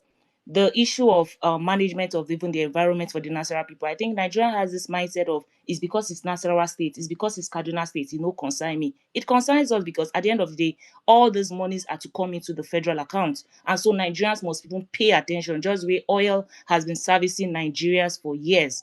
It's not servicing just the rivers and other oil departments. Every part of Nigeria will benefit from natural resources found in that state. So it concerns you. And that's why we're saying that a lot of people need to start acting as pressure groups. And another thing now, coming from the legal perspective, every mining lease in Nigeria is given for 25 years and renewable every 24 years. So if you think that the transaction the government are entering into today, it's just going to be just a media issue. 25 years from now is 2050. If they do not do anything with respect to this sector, giving the Nigerian people dividends, we will actually be at the receiving end. We will be at the receiving end, whereby these people will be taking these mineral resources in raw materials. So now they are giving them access and avenue to come into your state to take off your resources. And at the end of the day, in this sector, in Nasarawa, for instance, they can actually process 18,000 tons of lithium. And now in the current market, we're having 10,000 per ton of $10,000 per ton. Just imagine a day, $800 million is being produced daily in Nigeria, just Nasarawa State alone. And Nigerian people are saying that it doesn't concern them. I think this is a serious revelation. And they said they are going to inaugurate it very soon. As at this news came out 2 days ago, that was 3 days ago, 26th of May 2025. Dele Alake has partnered with about 3 Chinese companies in Kaduna State. You remember there was a news that they rejected Tesla from actually coming into Nigeria to harness the lithium industry. And now Chinese are the ones in charge of Nigeria lithium sector, and have told us the current monetary value of price. Please, Nigerians, let's get involved in conversations like this. Like I said, Violence Space is always a place that sets the tone. Violence Space has actually been one that has talked about natural resources, but we need to keep the conversation going. And this lithium is Tinubu-led administration. 25 years from now, like I said, is 2050. And questions you need to ask, how many of Nigerians, because we have the Local Content Act that states in the oil and gas, there need to be specified numbers of Nigerians that should be employed in industries. Nigerians, you keep on leaving Nigeria, the shores of Nigeria, to other nations. If, for instance, 10,000 Nigerian youths in Nasarawa State alone, because lithium is in about 11 states in Nigeria. I'm just going to stick to just Nasarawa State because of want of time. So imagine they employ 10,000 in the lithium mining plants alone, aside other sectors of mining resources. Just 10,000 youths to maybe get technological know-how, because it's very important. If you give Chinese 25 years of your industry without having a transfer of technology, what then does it leave the people? It still leaves us shaft in a very difficult position. That means there's no even knowledge. These people come, enhance, take it in raw material, leave Nigeria, and our Nigerian people will not even have the practical knowledge to be able to expand our industries when these people go. Even at 15 years, Nigerian government can decide using their autonomous power to cut down this contract, and then they can then sue us to high heavens. But the truth of the matter is there must be pressure groups on what is in it for Nigerians, and not just for just our GDP, but our youths must be employed across all board. I just want to say, follow up with this conversation about summarizing. Sorry, well-meaning. Please do follow my own conversation on TikTok so we can just if not taking this conversation out of violence space, but please, just for natural mineral resources, let's get conversing on this issue so we can serve as other pressure groups to really pull down this Tinubu-led administration for mismanagement of Nigerian resources. Thank you. Yeah, thank you very much, Barista Julia. Just to comment, Barista Julia, do you do like live on TikTok or you just make the videos and post it just to be sure? Yes, I do live, but the thing is getting the awareness right now. You know, it looks like a very big issue for Nigerians to get their attention. Yeah. Especially when you're talking about it, you have to start simplifying. So most times I do videos, but right now I've been getting on live spaces, but getting attraction Mm, from Nigeria has been a problem. I would like yeah. to collaborate and seek for more followers so we can get more interactive on live. Yeah, sounds good. I mean, if you do live and you do have like a specific time, which is also very good, you might be good to tell people what the time so people can look forward to it, especially people on TikTok. But I mean, everybody does that. You know, there are different facets to Nigeria's conversation, and Barrister Julia just took it to you know another facet. I feel like some people believe that's probably there are days where okay, let me put it like this. There are days where you think the violent space that was hosted on natural resources is probably the goat of all violent spaces. But other days there are other spaces that also comes like that. You know, we've hosted some really Well, meaning that space for me, I think that space and Alpha Beta are one of the good spaces, but that space is the space that made Dela Alake change his portfolio yeah, yeah, from Minister of Information to Minister of Solid Minerals. The man here waiting Nigeria get, he said a lie. Nah, I have to get a piece. It's yeah. crazy. I mean, like by Julia says, the And conversation that was spotted wearing a Richard Mille wristwatch two Few weeks few later. few months after, he's ah, balling. anyway, thank you very much, Pastor Juliet. All right, quickly, I'm going to go straight to Emmanuel. Then after Emmanuel, like I said, I'll go to Inem, then Ogen FAG. If you're on the speaker session and you plan to speak, just ensure your hand is up. While Emmanuel is speaking, I'll probably have to draw people that their hands are currently not up so we can get some other speakers. All right, thank you very much. Please, before we bring in the next speakers, guys, please, I need 100 people on the platform right now to just go on the comment section and tweet anything you want to say with hashtag Tinubu is a failure. We're even underestimating it, honestly speaking. It's meant to be Tinubu is an abject failure, a disaster. But just for the sake of pity, let's tweet Tinubu is a failure. So please, 100 tweets right now. Everybody, please, let's run into it and let's get that stuff trending. I've not gotten any feedback that it's trending yet. Is it trending yet? Well, being from your side? No, it's not. I actually just looked at it not too long ago, except it's not trending, and I don't. Let's say some people don't agree, say Tinubu is a failure. Maybe some people they make money for inside. Anyway, please let's make tweets with that hashtag. It's not what some people don't understand. So it's not as if Tinubu is a failure is what we remove Tinubu tonight. But it's just making sure that the internet footprint shows that people have said this. If not, they don't release 40.2. We go be like say, this man don't perform. That's what the internet footprint will also carry over a long time. So it's important to have that out there. Please go ahead, Emmanuel. Then I'll come to Inem. All right, hi everyone. Good evening. Good evening, well meaning. Good evening, Saddam. Good evening, N6. Um, let me start with the opposition coalition. I think for me, the only thing I would say is even though I I still have second thoughts about it. Whatever coalition will not produce Obi and Dati, I'm not thinking of any other person being vice president. Any coalition that would not produce Obi and Dati as a candidate is no coalition for me. Any other person they are bringing in, I have no interest in. As long as it's not Obi and Dati, well, 2027, you guys can have a field day. Um, Now to the state of the nation and Tinubu's 2 years scorecard. I would not want to traumatize people, right? I'll have said, close your eyes and imagine what your life was like in 2015 and what it is now. But if I do that, that would be too harsh. Let me just take it back a little. Let me still use APC to criticize APC again. So close your eyes and imagine what your life was like, right? Even with the hardships, imagine what your life was like under Buhari, who, in his own way and in his own right, was an abysmal failure, and what your life is like right now. To put it into numbers, as at 2023, in fact, even before um, Bulaba came into power, petrol was what, 197 naira? And today, how much are you buying petrol for? If you're a business person and you buy lots of foreign exchange, before Bulaba came in, dollar was 460. Today I bought, we had to buy dollar for some work in the office, and I bought it at how much? 1,620.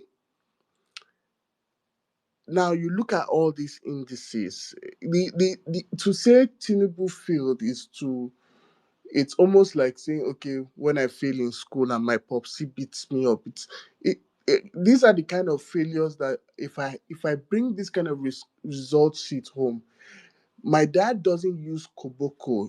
There's a period in life where your father throws away the cane, and then he now goes hand to hand, fist to fist with you. That's what my dad would have been doing to me if I brought the kind of report card that this administration has. I would have been pounded, like I would be pounded to pulp. And that's what was sugarcoating me. You hear people come up, they'll tell you, oh, they're trying to just add, he's almost there. Just give him 2 more years. He will add something. Add something from where? To where? To do what? Oh, we'll fix the security. Oh, I remember, Tinubu will focus on the economy. I'll focus on security. Um, uh, uh, Middle belt, please, how far with security? How are we doing over there? The northeast and northwest, how are we doing over with security? Very recently, Abuja experienced bomb blasts. Well, yeah, our security is in charge. Our tip top. We spent 1.5 billion fixing a refinery, shouting, "Oh, our refinery is back. We're producing." Refinery that never saw one drop of oil has already closed down. It- the way and manner in which we lie to ourselves in this country is alarming, and it's crazy. It's far too crazy, and it got to a point where I just had to zone out of talking to certain people because it felt like I was going mad. It felt like I was going mad and I was going crazy. Some days I had to, like, am I actually meant to be am I actually not meant to find myself in a mental institution right now? Because I felt like I was running mental, because everything I was hearing was stupidity upon stupidity upon stupidity. And then there's still lots of you here who will still come and shout, "Oh, Tinubu is trying. He's trying to get it right." We know we have to suffer a little steps, baby steps of pain. The baby steps of pain is what you are in now. The baby steps of pain is what has taken you to over 100 trillion in debt. Nigeria is the only country I've heard of that has borrowed in every currency. You borrowed in dollars, you borrowed in pounds, you borrowed in euros, you borrowed in Japanese yen. Soon you borrow in rupees. You go and borrow from Uganda in shillings. You go and borrow from Ghana in cedis too. Well, um, I it will take you being the biggest fool on earth to believe that this administration has gone done right. If you somehow believe that, then I don't know if a mental institution is enough to house you, because I mean, it makes no sense. It really just doesn't make any sense. What I'll say in closing is this: 2027 is coming, and you have a decision. I don't know if I would want to see a 2027 where I'll be begging or trying to convince someone to vote for Peter Obi. If these things, if what you're seeing now, if when you compare your life from and this is me still using APC to criticize APC. I'm Sorry, not even going Mr. to this. Sorry, Mr. Emmanuel. I just wanted to fact check you. You said Nigeria has borrowed from every country and in every currency, and we will soon borrow from India. I just wanted to tell you that we have already borrowed from India, and as at March of 2024, Nigeria owes the nation of India 22.35 million United States dollars borrowed through the Exim Bank of India. So I just wanted to tell you we have even borrowed in from India in rupees, in dollars. So please continue. You know, get who we never borrow from. Please continue, sir. Ah, God Almighty. No worry, that Burkina Faso will remain. Go soon meet them too. Because at this point, I don't know what else to say again. Oh God. Thank you. Thank Well, you. so see, I'll close with this. Like I said, 2027 is coming, and I don't want to see. I don't think I want to see.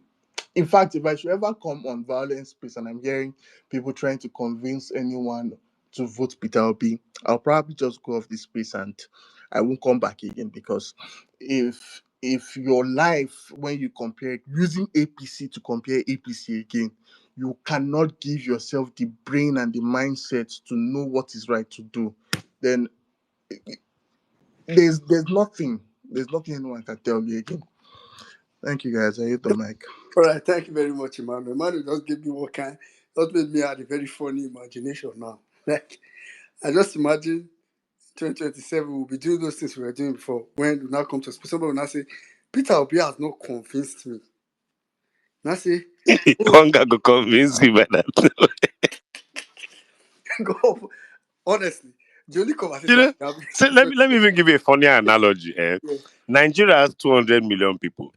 Nigeria don't borrow, so Nigeria don't go borrow 20 something million dollars. APCO from country we get 1 billion people. That is Nigeria be like family we born two children. They go borrow money from family where the man that Nigeria get one man, one wife, two children. Then go borrow money from man where they struggle with them. We get one wife, one husband, one wife, six children. That is Nigeria though. If we they live for one face me, I face you, or block of flats, that is this whole world now block of flats for trenches. Nigeria is the neighbor that there's just think how Nigeria is the neighbor that gets up in the morning, borrows sugar from this apartment, borrows granite from the other apartment. Nigeria will be the country that is owing the woman that sells okpa. Nigeria is owing the vendor that supplies newspaper. Nigeria is owing the aboki that shines shoe. Meanwhile, Nigeria is owing. Hey, what a country! the husband when they go borrow this money, they wear Gucci, oh. They wear Now, Louis what they Vuitton. tell you now? Meanwhile, the country that is doing this, the person that is going around borrowing, now them they wear Gucci, now them they go church pass, now them they do two-factor authentication, and now Nigeria go they talk pass for the compound. Say, do you know who I am? Do you know who I am? Do you know that in 1960 something I used to drive Shagari Benz? Don't talk to me anyhow in this compound. It's not because I'm borrowing money from you, right? It just looks Nigeria looks like a character from Nas Boy comedy series. Then some of the children when they suffer koshoko, but they shout, "My father is Yeah, doing well. don't insult my But father. don't insult my father. My father is It's doing not well." because we are borrowing money from you. We will bounce back. We will bounce back. We used to be rich before. It's just small things. God is on our side. We are praying in this family. We are not going out to look for work. We are Children just of the we are roasted corn. praying. We are praying. God will meet us. All of you in this compound will shame you people. People for the compound. The person maybe they drive Camry before don't buy Tokumbo Benz. The person maybe they drive Benz don't buy Rolls Royce. Some people don't park, come out the compound, go Lekki, go VI. Nigeria still dey inside the compound. They talk say, who is an indigene? We are one of the first people to pack into this compound. You, when did you move into this compound? If you don't like this compound, go back to the compound you came from. Nigeria na the man where they drive keke napep, where they gel in hair. They wear fake Gucci that he bought in 1970 something. That is Nigeria inside the compound. Trenches country. Hmm. In the gutter. In the gutter. and, Owing inside there, everybody the all over koshoko the children street. going to tell other people, the other children, we don't try hustle to help themselves. Say, if you don't like it, leave. If you don't like it, The other leave. children be telling them, we're all paying rent in this same compound, so we can talk about the facilities that are not good. Get out. If you don't want to go pack out. Other people have packed out of this compound. You, why haven't you packed out? You, Oh, why God, you that's that you're in the compound, why Nigeria. haven't you made it? Children It's of the so roasted sad. corn. Oh my God. I say you have to be cursed. You have to be inherently damaged upstairs for you to be supporting ABC. If you're not benefiting directly from Tinubu or from all these largesse that is shared among these criminals up there, you must be used. You must be. You just trace your ancestry. You're from the ancestry of people that sold themselves as slaves. There is no any other excuse. With all what And we I, are I facing also through as a want to country tell you now, people something. nah, Have you noticed that even Tinubu crazy. has stopped wearing that his Tinubu cap? I'm not Even like slaves. They Tinubu wear has them now. stopped wearing that Tinubu cap. The pride, there's nothing to be proud of. Have you noticed that the new slogan in APC is now "May Nigeria succeed"? That's it. Can't be like say then they beg heaven. I remember when they entered this. By this time, 2 years ago, they say, Nigeria will favor me and my Nigeria will family. favor me. Nigeria will favor me and Yes, my. now thank you. Now it's May Nigeria succeed. That is God, I beg. We know say we don't enter one chance, but hopefully, I don't know how you will do it. That's where we Oh, are with governance. crazy. Let's go to our speakers. Please welcome Nigeria. Oh, Back to you. yeah, quickly. Ernst painted that picture vividly. Inem, please go ahead. After which I'll come to Organ FAG. After which I'll go to Finel. It's good today. We have ladies coming up. I really like it. So I remember when we used to encourage women to speak To on come to violence, fair, please. I swear. It took almost 1 year. Then they Oh fear. my God. Ladies, please talk, please, please. Yeah. So, Finel, please hold on. Yeah, No, okay, Finel, not you. I said thank you. Inem. Then I think Organ Yeah. Finel came FAG. before Inem now. Yeah. Let's Finel go first. Was here for Inem, I think. You think so? Yeah. Inem na family now. Okay. Let me. But do it, brother. Yeah, Do I do think have Inem work. I already beg. was prepared to fire down. So Inem, go ahead, and I'll come to Organ FAG. Then Finel. Thank you. Thank you, everyone. Honestly, the the last submission, the last part, honestly cracked me up. I was just sitting down here just thinking. But see what you knows. Good evening, everyone from my end. Emia Saddam, everyone, Mama B, well-meaning and sick, and everyone here. You know, it be like say, for some person to know, say, una no vote me. Una no know wetin dey vex this guy. Whether if he do something, whether he no fit do something, no be the problem be that one. The guy dey vex say, shebi una no vote me, I go deal with una. So a cloth don dey get small hole on top. The cloth go tear. Nigerian cloth go tear before 2027 if that time go dey. Which election? The guy no send anybody. If you like, score am. If you no like, leave am. E no concern the man. Our work here na to bundle this man, throw am back to wherever he came from, because he has dealt with Nigerians. He has dealt with us. He, uh-uh, he is the only one that knows the actual vote he got. He knows the actual vote. He knows the actual people that voted for him. Men who will not be angry. Alex Oti that is working, did they beat him? Did they beat Alex Oti? Did they beat him? Did they carry gun on his head and say you must change Abia State? Come and see Abia State now. Everything has changed. Whoever that wants to work from day one, it will hit the ground running. Person when no one work, he no send you, he no send me. He knows the actual vote he got. So he's saying, Nigerians, I go deal with una. No gree vote me. No, disgrace me like this. I can't this. He was scavenging for votes. He was looking for ways and everything just, he knows, he's aware. So, man, everything is dishing out. He doesn't care. He no send anybody, Papa. He no send me. He no send you. He no send anybody. Anything where we talk, he no concern. The only work where we get now to bundle him like this, throw him far away from the seat of power. That is the only work we have. However, we will do that, I don't know. Through coalition, through whatever, through however that will happen, I don't know. Because the man we are joking with is not joking with us. So the man we are laughing with is not laughing with any of us. He is here to kill, destroy, pata pata. But it will not work for him. The thing is real time. Children that used to pay 15 naira to school, do you know how much they pay now? The distance is even the same. It's even the same like what it was before. Look at our lives. How can 2015 be better than now? How? Are we living as in, should we take back the hands of time to take it back, wind it back to 2015, 2010? Somebody was saying between when Yaradua was here and when Goodluck came in, or when Goodluck was about leaving 2014, between those 10 years, something like that. Somebody was saying a cow was 250. They did not add 1 naira. But just look at us. Just everything just be like film. Everything be like film. So the guy know they joke with us. He knows send us. In fact, he knows the actual vote that he had. So he's not happy with Nigerians. So everything we are seeing, the guy they say, I go shoot na pepe. So the pepe, may we carry all our anger anyhow way we want to, whatever means we can, whatever power, whatever we can do. Coalitional, unleational, whatever, a revelational, a election, whatever we can to bundle this guy out. Let it be done. And Pio is leading. Pio is our presidential candidate, and that is all that matters. We are not negotiating that with anybody.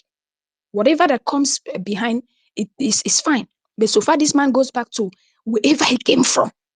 Man, this guy don't see everybody clothes. Some people brokers done the show for outside. I beg good night, I yield.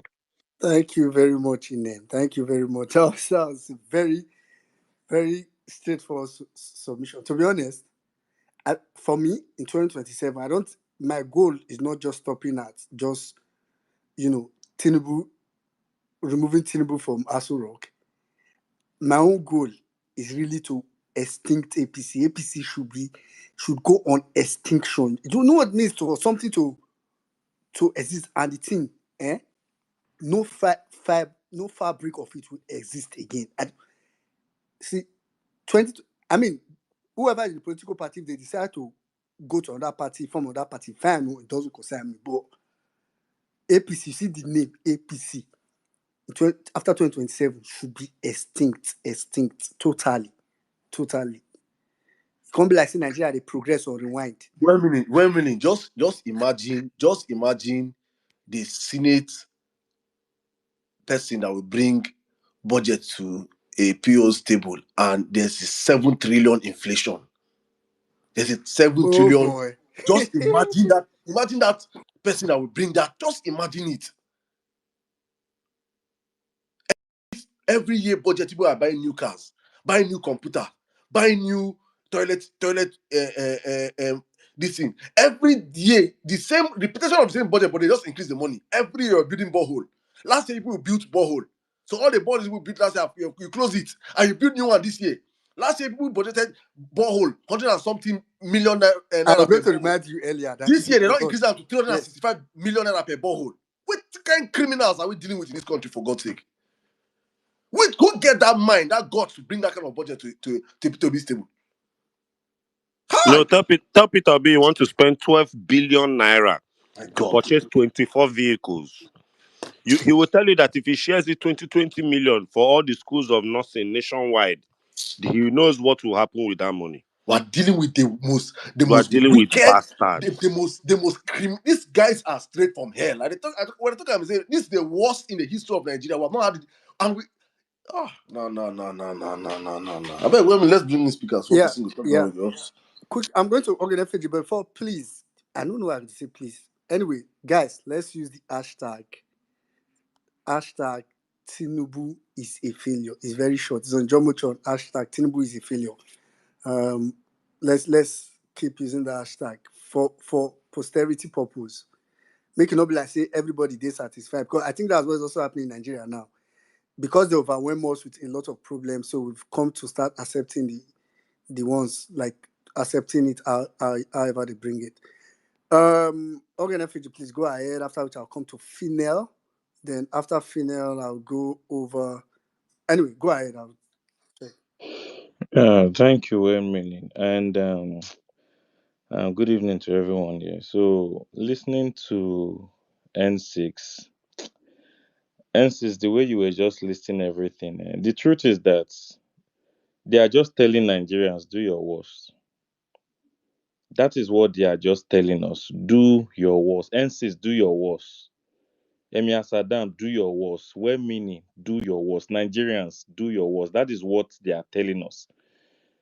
Before now, yes, corruption has been on, but they hide and they do some kind things. But this one is so obvious. They are just telling everybody, do your worst, Nigerians. And that is why this may sound cliche, but I'm still stuck in 2023 because I don't know how we moved on from that part. We're even talking about removing him in 2027 and all of. Is he even supposed to contest in 2027? That is the question Nigerians are not even asking. Is he supposed to be on the ballot paper? We are not done with the Chicago false certificate and all of these things. Is this man supposed to? So I think that people are mentioning Tinubu 2027 so that it will look as if may we hide these things from Nigeria. May they at least let's push the agenda of him running for 2027 so that they will not be. I mean, they will not be really. They won't have that view of okay, this man not even supposed to even date the ballot paper. So I'm not even, and when you are even talking about scoring this man, like what were we even expecting from this man in the first place? Let alone giving him a scorecard. What I mean, I wasn't expecting anything, right? See, right from time I've been saying it. Even if 1 naira equals $1 right now, it doesn't move me off. See, you cannot come in through the back door and you want to do something spectacular and say easy. So I'm asking everybody here. Maybe it's just me that is seeing it this way. If 1 naira equals $1 right now, does that make everything right? Because I don't understand how Nigerians are thinking. See, talking about economy, talking about corruption, I've said it on the space. These are reserved for intellectual corrupt Nigerians who are qualified to run for office. Then now we can begin to talk about scorecard. The economy is so bad. The economy is security is bad. What is happening right now is an abomination. So we're not even. This is not traditional conversation of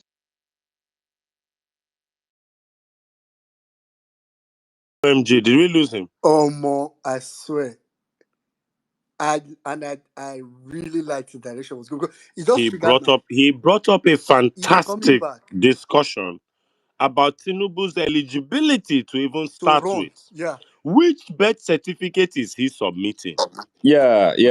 I think Did great men still school from home? Continue, my brother. Thank you. Glad yeah. you're back. So I think I was dropped. So I was just saying. See, You are we have raising an taken interesting issue about his eligibility for 2027 to start with. exactly that is the Considering that conversation. even the US is still about to release his Chicago documentation, which was postponed, I think, by 30 days. So continue Exactly. from So there. I think all this hype about the Tinubu running for 2020 is just to cover the fact that he is not even supposed to be on the ballot paper. And the mindset I was even expecting Nigerians to have at this moment. That is why I'm really supporting this Peter Randy and whatever. Maybe like say we cover up all the loopholes. So that as we are going for that election, it's not even to go and win an election. We should not even be talking about winning an election. Winning is the easy part. We should be having in mind that okay, this thing where we not get to do after that 2023 election, we don't know who to blame. Yes, Nigerians should have come out and this is another opportunity coming. And that thing we will not do that time. This is another opportunity. So you just go, just vote, just say, I beg my just vote. This one not be what I won't really just do. May they just see announce that thing that 4 p.m. I mean 4 a.m. for money. May everywhere just see clear. This should be the mindset of Nigerians, not to go and say you want to win an election. You've already won an election. This is why it's really annoying when people are campaigning for Peter Obi at this age, at this time of our life. We're still trying to campaign and still trying to do this. Even if Peter Obi is coming for 2027, nobody should even do any campaign. Everybody should just dead their ass. On election day, we go out, we vote them. We just wait. Make they just do everything what they want to do. That is why I'm supporting Peter Randy, so that it not look as if some loopholes that they used the last time is still very much open. Okay, Randy, maybe we just cover the loophole. Maybe like say no loophole day. They may they still do what they want to do, so that everywhere go just scatter as the Yeah. thing not just happened that last time. Yeah. This is the mindset Nigerians are supposed to be having, but we're doing as if we're going to just we're going on a normal election and want to campaign, want to go and win an election. Yeah. Nobody voted this man in the first place, and nobody will still vote him. Even people that they are paying, they will not still vote him. Which So birth this certificate mindset will of he even submit? sorry, Which birth certificate will he submit? See, Which academic qualification the will he mindset we submit? are going to this 2027 with, I'm not enjoying it. This is not a normal thing. This is an abomination. Yeah. Some things are reserved for. If we are talking about Oshiba and Jonah, a corrupt man, we are talking about intellectual individuals who are corrupt, Adeniga, or any other presidential candidate. This one, we've thrown away the bar. There is no reducing the bar again. We've thrown away the bar. We are sinking down into bottomless pits. All So right. this is the annoyance I have with Nigerians right now. The conversations we're having, yes, we're angry, but it's as if we don't really understand what is happening. We're not supposed to be talking about economy or security or whatever.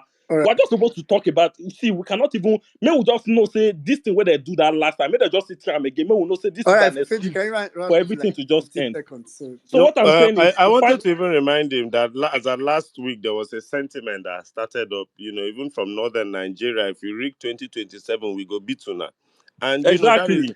that is the mindset because looking at what Peter Randy is doing, nobody is even listening to him. Akpabio has not given him audience. There's a time limit to when this reform must happen, and the National Assembly is clearly stalling till that time limit gets there. So as Exactly, much and as this I'm is why excited, Nigerians need to back that man up. exactly, as much as I support what he's doing, everybody is backing him up today. Patience Oruche flew all the way, was it from Delta State to Abuja? You can see he has a sizable crowd every day.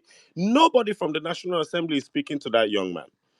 APC has nothing planned but to rig the 2027 elections. And I have said this because I've heard their sentiments. Their last card is to extend the president's stay, and the eyes will have it with this rubber stamp level of Senate we have. Hmm. A Senator Jus Okalu is wearing full native with the material saying Tinubu for president in 2027, when every AI under the sun is rating Tinubu 3/10. This is ridiculous. Now they even rate him at the blame. that's Say what. people that are even rating him are people that are blaming. 1 million just 30 seconds. One other thing that I don't, there is something Peter Obi said that I don't really like. He said after this 2027 will not campaign. That man supposed not say if he die, we supposed they use spiritual something they consult him to still rule the country with the way the country did. So this one is not even talking about age, whatever. Is it the young generation of Showore that he thinks he wants to leave the country for? This one is not even about age right now. So that man should not even say after 2027 he will not campaign. Let's just hope that we get it right, that 2027. I don't like the way we're approaching it, but let's hope we get it right. If we don't, All that man, right. he supposed to campaign till he die. After he die, we'll still consult us spiritually. Ask him if he wants to rule the country. We'll consult him. 2027, I Joe? feel, will be the cheapest campaign year for any opposition candidate in the country. To be very honest, the only thing we fit chop Peter will be money that 2027 now to the travel around and data. Because all you have to do is just be. I can dash any presidential candidate my notes. Just be reading everything APC has been doing for the last 4 years. The fact that Nigerians currently don't know their national anthem. There's a video trending where the Nigerian national anthem was played at a stadium and it was like joke. There's another video trending where Lahore from Charlie Poppy was played at a stadium and everybody sang it. Nigerians currently can relate to Bundle for Bundle by Burna Boy than we can relate to our national anthem. But I remember when Arise O Compatriot was sung with pride everywhere in this country. Hmm. No wahala. I keep going back to that national anthem. I keep going back to it because men who wore khaki and rule this country no get mind go touch our national anthem. Buhari didn't have the mind. Obasanjo didn't have the mind. But Bola Tinubu got up and took us back to a colonial anthem. And we are just here. Things that would have collapsed other nations, Nigeria has tolerated. Data came out. I'm just going through my notes. Kwara State, data came out that 300,000 children are malnourished and starving in Kwara State. Kwara State this week launched the highest flag pole. When I say the North Korealization of Nigeria has been going on, Kwara State launched a 70-foot flag pole. But And United Nations and celebrated it. Oh. World Health Organization posted that there are 300,000 children in Kwara State, starved, hungry, and uneducated. But APC has launched a 70-foot flagpole. Nigeria will be suffering but people will erect Tinubu statues and bow down to it in this country if we're not careful. I ask you guys once again, if 2027 reach and Bola Tinubu tells you, because the 2023 elections cost 355 billion naira, if 2027 reach and Bola Tinubu and the APC tells you they don't have 355 billion to hold the election, can they postpone the election by 1 year to 18 months? And the Akpabio-led Senate approves it. What will you do as a Nigerian? I yield the mic. Omo. And see that thing that just reminded me now. You see that flag thing? I'm very sure that if you look at that state's achievements, 2 years achievements, they will put that flag inside. That government will put the flag inside as achievement. APC extinction, I beg, to be honest. Finel, please go ahead. After Finel, I'm going to come to Ordinary Girl. Ordinary Girl, I've been here for so long as well. After which I'll come to next person. Go ahead, Finel. Disaster, disaster, disaster. Kai. Wait a minute, can you hear me? Yeah, I can hear you. Go ahead. Okay, good evening, well-meaning, good evening, Emir Saddam. Good evening, everyone. My heart is so heavy here, very, very, very heavy. Wow, I remember 2 years ago, when I was in total shambles, and it was as if I was going gaga. I was going mad in my little corner in my home, and I needed to find out if it was just me, or something is happening, just like Emmanuel talked about. And I came across Violence Space, and all till now, it's still like a dream. It's still like I don't understand. I can't fathom it. I can't put my hands.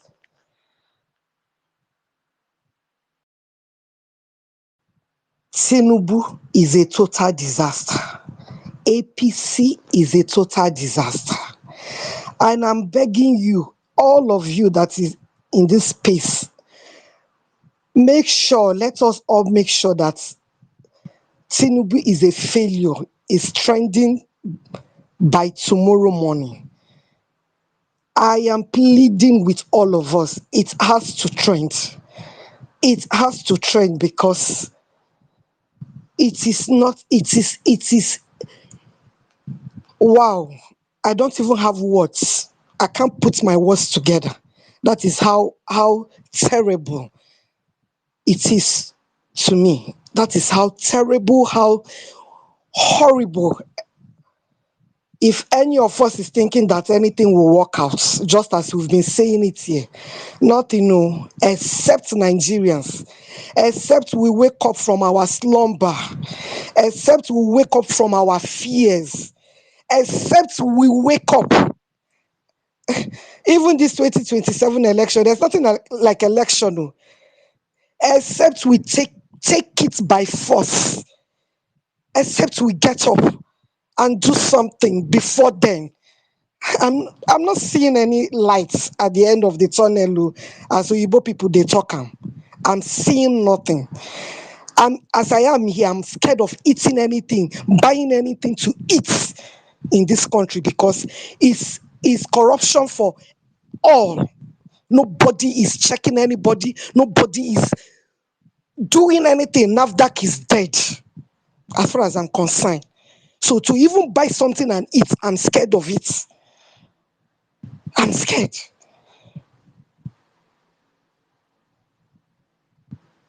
This is all I just want to say is, Nigerian, we all have to wake up. If we don't wake up, nothing is going to happen. We are waiting for election. We are election. There's nothing like election with Akpabio saying that nobody is going. Is Tinubu? Nobody is contesting with Tinubu. What I saw it. I couldn't hold myself. I had to log out of Twitter because I couldn't. I was burning inside me. Depression wanted to kill me listening to that bonfu called himself Akpabio. We need to get up. We need to wake up in this country. Nigerians need to wake up from our fear. Yes, they have pushed us so hard that what is in our mind is to survive, to survive, to survive. But we have to come out of that surviving mentality and do something. If not, Mm. I don't know what else to say. I am begging us, please. This Tinubu is a failure, has to trend. Is a total failure. It's a total disaster. It has to, if not anything that this violent space is held this today. Tinubu is a failure, has to trend. Everybody begin to trend it. Begin to tweet about it. Except you're not seeing what I'm seeing, or you're not feeling what I'm feeling. I Thank you. yield, though. I don't have any other thing to say. Thank you very much, Thank you. Finel. Thank you. What you said is powerful and enough. In fact, on a normal day, even though we say a small time we get left to close this space. For you, this was submission to a close space. Thank you very much, Finel. That was, please, I go beg, I go.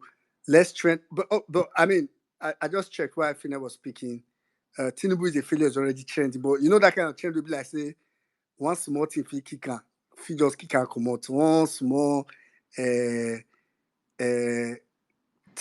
Sorry, 1 minute. It has to be number one. Number one, as in the whole Nigeria will wake up. They are seeing And it. Number one in Twitter, number one everywhere. Even on my Facebook, I'm going there everywhere. This man, it has to be trending that he is a total disaster. He is a total disaster. I don't know what other words to use. Yeah.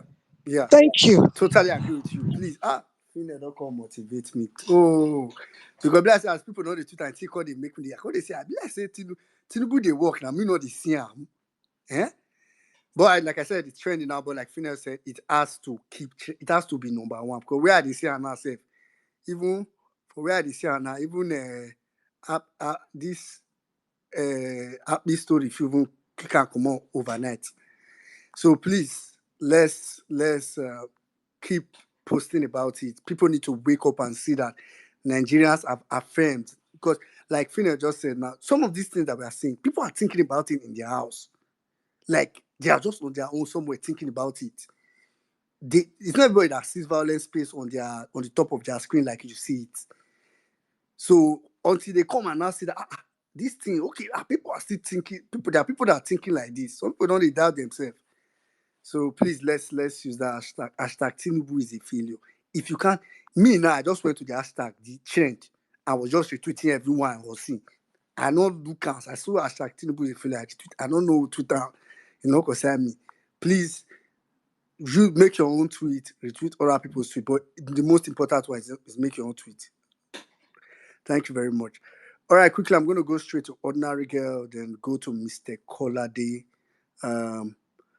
After which I'll come to Call Me Legs. I just saw our brother Ibiari just coming. All right, Ordinary Girl, please go ahead. Good evening, and thank you for the opportunity. I just have to confirm first of all that you can hear me clearly. I can hear you. Thank you. So this night, I simply want to ask some questions because I really do not understand what this administration is trying to tell me. From insecurity to hunger to looting to economic failure to boycotting the voice of ordinary Nigerians to political jeopardy, Saddam. I don't understand what this administration means to tell me. Do they mean to tell me that two horses in the coat of arm cannot harm one haram, but their arming can drain the poor's blood, sweat, even pus into their purse? Do they mean to tell me that they pay sitting allowance to the eyes have it and the elite cabinet, that the voter cannot afford for his son a cabin? Do they mean to tell me that Aso Rock is now in France and South must pay loyalty to Chicago in France? Or do they mean to tell me that they hijacked power just to eat, grow fat, and pass loud facts both here and yonder, while we smell of their own farts even beyond our borders? Do they mean to tell me that they fly first class in broad daylight? Meanwhile, every single night, we feel the stings of principalities and NEPA. Do they mean to tell me that they don't care if we feed on the poop of their butts, yet they want us to pay tax of every single yam in our barns? Do they mean to tell me that they deserve a high five even when our highways have low holes? But let's talk about you and me. Let me ask us some coaching questions. I hope you don't mean to tell me that you gave up, that this time around you plan to just sit and watch, that you don't plan to just sit and watch until our lactating mothers have only their kids to eat and suck saliva from hungry breasts. I don't know what they mean to tell me, but I do care what you mean to tell me. And it is your voice I want to hear. It is your words I want to count on. It is a collective effort that could change the story so that our children would not come back to violent spaces asking each other these same questions all over again. I really do care about the right things. I really want to hear a voice. Saddam, I yield the mic. There is nothing much to say about APC because APC really does not have anything to write about. Tinubu and his people. That's all. I yield the mic. I need to give you clap. Thank you very much, Ordinary Girl. That was good. That was that was powerful. To be honest, I like the fact that the real question is really what we are saying. It's not. I mean, I think we all have come to terms with what APC is. Who they no, I can't qualify APC as human beings. What they are. What's important now is what we want to say and how we want to address it. It's very, very important. Thank you very much. All right, quickly, I'm going to move over to Mr. Colade. Let's not forget Yeah. that this week, a senator in Nigeria was flying over Abuja, looked down, and saw a settlement, walked into the halls of the Senate and asked if the FCT could destroy that settlement because he did not like how wretched and poor the settlement looked from the sky as they were flying into the FCT. Make you understand, say, Akpabio dey craze for head. But Akpabio here the one way he need to caution the senator, say, I take God beg you. We're elitist in this cartel, but this one pass me. If somebody has suggested when we are flying over Lagos that Morocco looks horrible, can we just melt it? There would have been an uproar.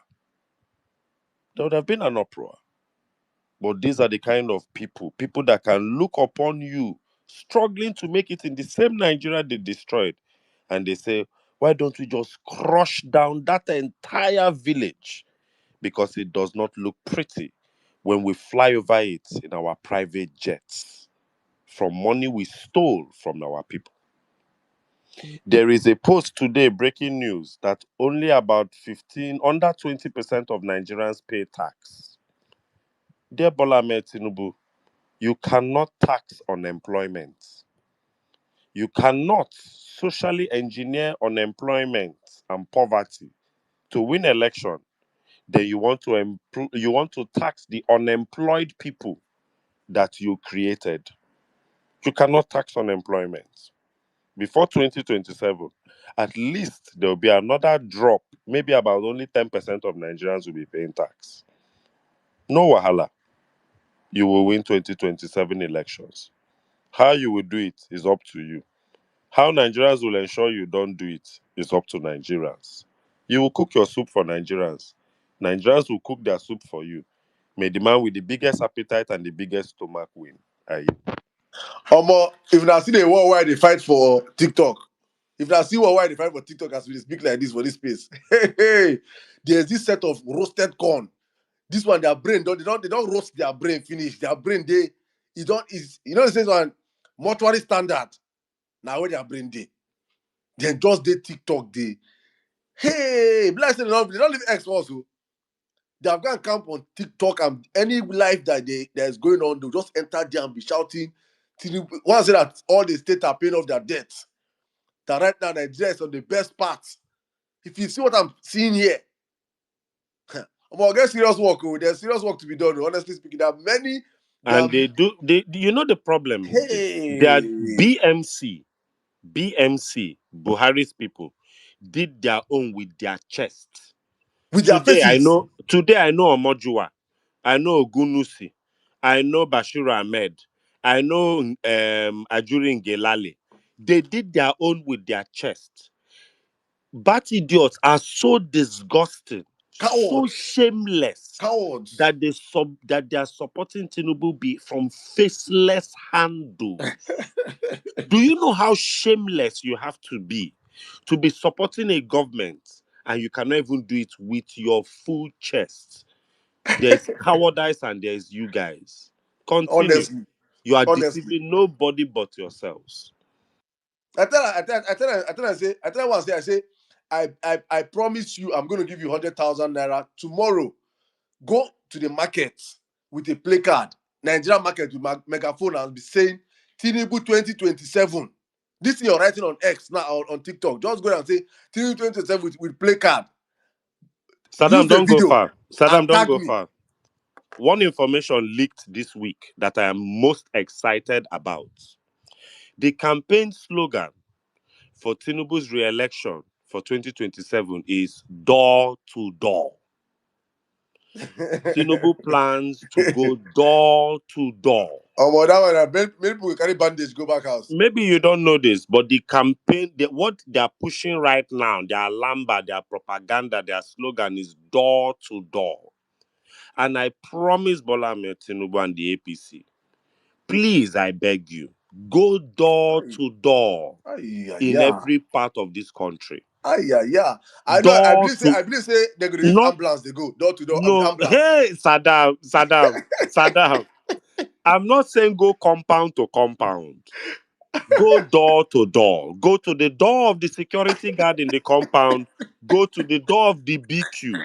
Go to the door of the penthouse. Go to the door of the basement. Please go door to door. But go Hey, door to door with ambulance. Go God. with doctor. Go with surgeon. Go with bandage. Orthopedic. They go Orthopedic. Na they fit na forget door to Orthopedic. cutlass. You door. go with orthopedic. No, no, They fit those forget bone splitters. cutlass for person head. This door to door when I won't go. Sure, I won't go door to door. We are Oh! here. Go door. I hope you go door to door in every region. I hope this door to door will not be only in the Maitamas and the VI and Ikoyis. My brother. Okay. NCs, even the person who go sell door to door to Aso Rock gate man, you go beat that person. Aso Rock gate man go beat am. Make them I say go put the my tama. What did they they go talk? forget matchet on top person head this door to door where they talk. Make them Bunch just of okay. the Make them things on just face social media. rigging. Make them just do that they are rigging. Why I know say na they won't do. But if not this door to door, make them no use youth coppers do this door to door. Make them use APC supporters. Make I Any just do like this. Make any youth couple we no like his or her body, make him go sign up now. You go confirm. You go confirm when they will pay you 100,000. Your hospital bill will be like 2.5 million. You go understand what you do yourself.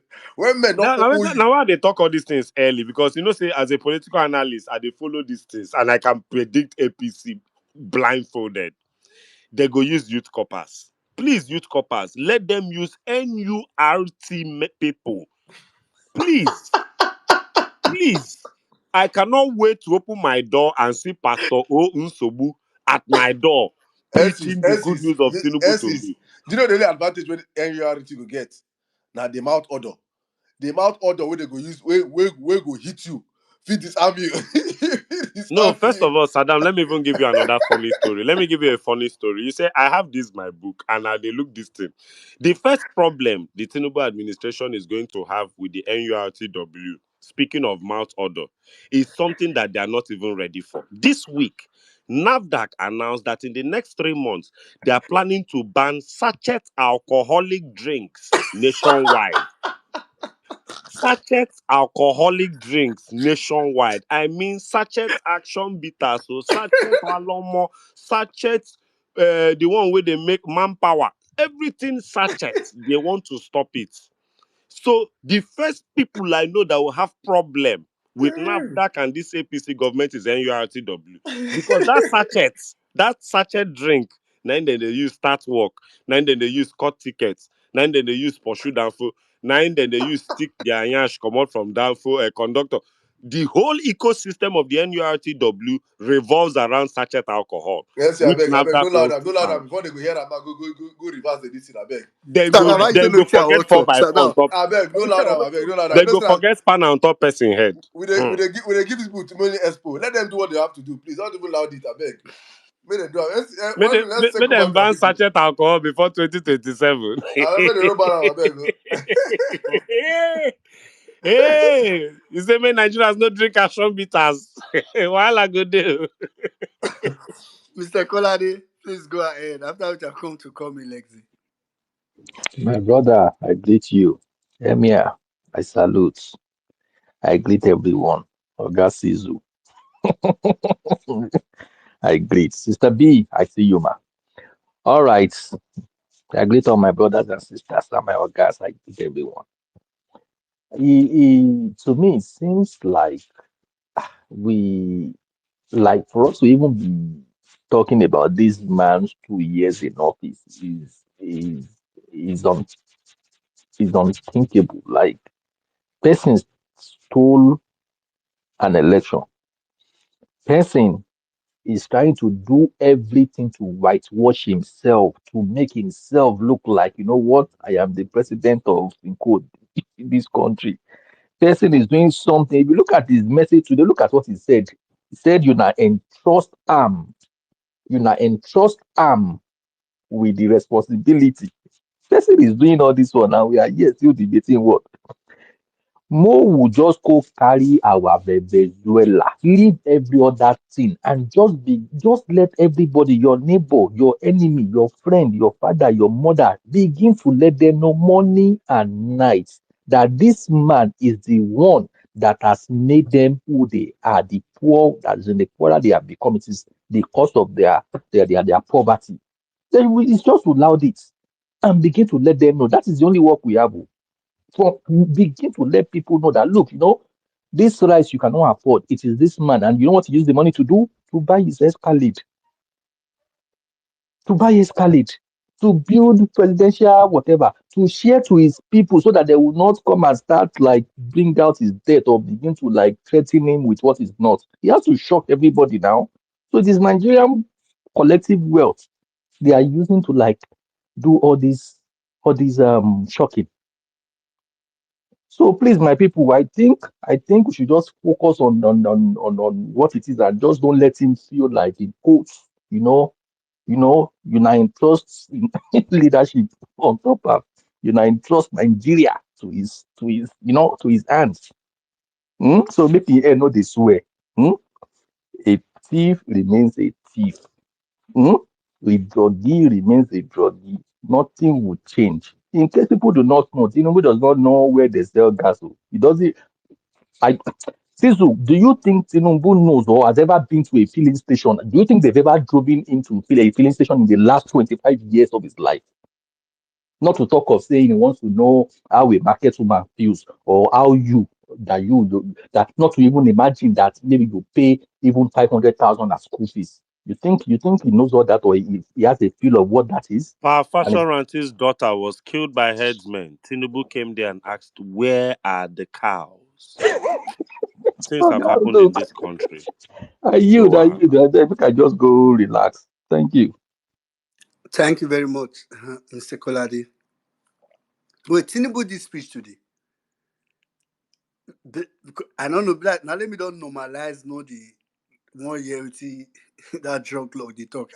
Because I can't bear, I can't in bear. his speech, he said, "I will rid Nigeria of evil men." At that point, I turned off my TV. He won't commit suicide. You try. I mean, he won't first shoot. He go shoot Shetima to start with. Oh, you try, you try. Ah, call me Lexi, please go ahead. After which I'll come to justice. Sorry, I beg. Before everybody go on, guys, please, you guys can join me. I'm hosting mini violence space every 10 p.m. Nigerian time on TikTok. Oh. So you guys can always join us. We have mad. If you're the type that like fighting with children of the roasted corn, please join my TikTok every 10 p.m. You will love it. Saddam, please. For those of you listening on TikTok who are Bats and APC supporters, Please tell them something. I want to ask you guys a simple question. Are you okay? Wait, MCs, wait, make I tell them say. Children of the roasted corn here, listen. You have a question for people on TikTok. Yes, TikTok. so please, Go on, MCs. I have a question for you guys. In the 2025 budget, there is a part of the budget where they appropriated 17.23 billion naira for the construction and renovation of community town halls nationwide. 43 community town halls at a price of 17.23 billion naira. If you have ever seen a community town hall, we constructed one in my hometown. It is just down the street from our house. It is not wider than the average bungalow. So, which community town hall is the APC government fixing and renovating? Remember, they said they are not even building new one. No. It is renovation, refurbishing of community town halls for 17.23 billion naira. My God. Would you not rather spend 17.23 billion naira on 43 hospitals? Would you rather not spend 17.23 billion naira on 43 schools? Would you rather not spend 17.23 billion naira on 43 national hospitals? Wouldn't you rather spend 17.23 billion on 43 airports, on 43 roads nationwide? But we are spending 17.23 Ordinary, billion welcome. naira on 43 community town halls, different Different. from Bala Blue. So I just want to. May God forgive all of you in this party. May God forgive He they keep all of he's you in the keeping his APC. campaign promise now. He promised a town hall different. This campaign promise. Please eat them, I beg. May God forgive you people in that party. 17 billion One day on gaslight me. Say 43 community town halls, you not on people, 43 buildings. why people are abusing us? Why are people abusing us? I say abuse is even the least we are doing to you people. You people deserve jungle justice. You people deserve jungle justice. Abuse is even the least we are doing. We are being humane. We're not supposed to zoo. We're giving a grass to chop. We're not supposed to the way human beings day. It's a shame. I beg, let's go on. I beg. 17 billion on 43 projects, Huh? on 43 boys' quarters. All of a sudden, we don't know we are talking about the street light and borehole one. All of a sudden, we don't know what a community town hall building looks like. All of a sudden, 17 billion because we are That's fools. almost 400 million per town hall. Because we are fools. We don't know what a 400 million naira construction looks like. Do you know what a 400 million naira building looks like in Lagos? Talk less of a 400 million naira building in the hinterlands. And this government wants to spend it on community town halls, and you're not pissed. You're not pissed. You're not pissed off enough. You're still supporting APC. APC wants to purchase 24 security vehicles for 11.7 billion naira. 24 cars, 24 new cars again, when his convoy already has 160 something vehicles, 24 cars for almost 12 billion naira. They don't want to spend it on 24 federal universities and bring up all the hostels up to speed. They will spend it on 24 community health centers for maternity, make women feel born for this country with clear mind. But they want to spend it on 24 vehicles. But you are supporting APC. How much are they paying you per month for this thing?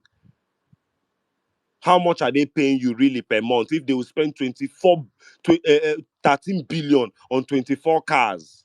Can't you even ask for better? Can't you ask for better? Nobody supporting APC online should be collecting less than ₦1 million a month. If you really want to do this work. Segalink leaked his proposal to Atiku during the 2019 elections. He was asking Atiku for 400,000 United States dollars for image laundering. He did not move to Milton Keynes with cho-cho-cho. Omojua does not have a house in Canada with mouth. You fools are online every day with fake handles, collecting peanuts. But they are spending 13 billion naira on 24 vehicles and 16 billion on 48 community town halls. You're a clown. If you're listening to me on any platform from YouTube to TikTok to even X here, you're a clown. If you're still supporting the APC, you're a fool. You're beneath a thug. You're a moron. You should melt yourself into carbon. You're worse. You're worse than nothingness. Keep deceiving yourself. Nigeria is signing loan agreements of 25 to 40 years. Bola Tinubu clearly does not have 40 years in him anymore. You will be paying loans you know nothing about. You wake up one day and due to an agreement Tinubu or Buhari signed in 2015, you wake up and one day in the whole of Kwara State, 2 million Chinese citizens will fall in because APC gave them mining license 25 years ago. You're a fool. Keep supporting rubbish. It took a military man, Traore, to get up to break deals that France had with Burkina Faso for decades, for millennia. Nigeria signed a concession for 80 years for an airport in the southeast. Festus Keyamo that signed that deal does not have 80 years of life in him, even if God is kind to his destiny. Your grandchildren will pay for these things, and you think it's about Igbo and Peter Obi and winning tribal arguments online and proving yourself as smarter than Harry. You're a dummy. Keep it up. Keep it up. Keep it up. Keep it up. Keep it up. Akpabio will add one more car to his fleet. 24 cars will be shared. 13 billion. Their guy will be the one to even bring the cars in. Guess what? You'll be online arguing with obedience while they'll be sharing the real bar. Like I said, you're a clown. You have the IQ of a bathroom slipper. Continue supporting rubbish. We will see where this will take us at the end of the day. The Igbos have a proverb: "Egbakota bakota, egocha mile." Keep running your car. It will reflect on the mileage. Clowns. Thank you very much, Francis. I've never so much, and I've never enjoyed insults that well, and well deserved. To be honest, it's crazy. It's crazy. It's insane. You complain about Lagos. Lagos is overcrowded. You hate the overcrowding. The people who are overcrowding your Lagos are telling you that by systemic edicts, the government is not sharing the infrastructure nationwide. If this is done, it will ease up the stress here. If you are smart, you will be pushing the government saying, yes, Lagos is extremely blessed. Bless others so that people can stay back in their home. You insist that you don't want people to come to Lagos, but you want the monopoly of all the blessings of the country to be given to Lagos. We will share this city till it sinks into the Atlantic Ocean. It is just simple math.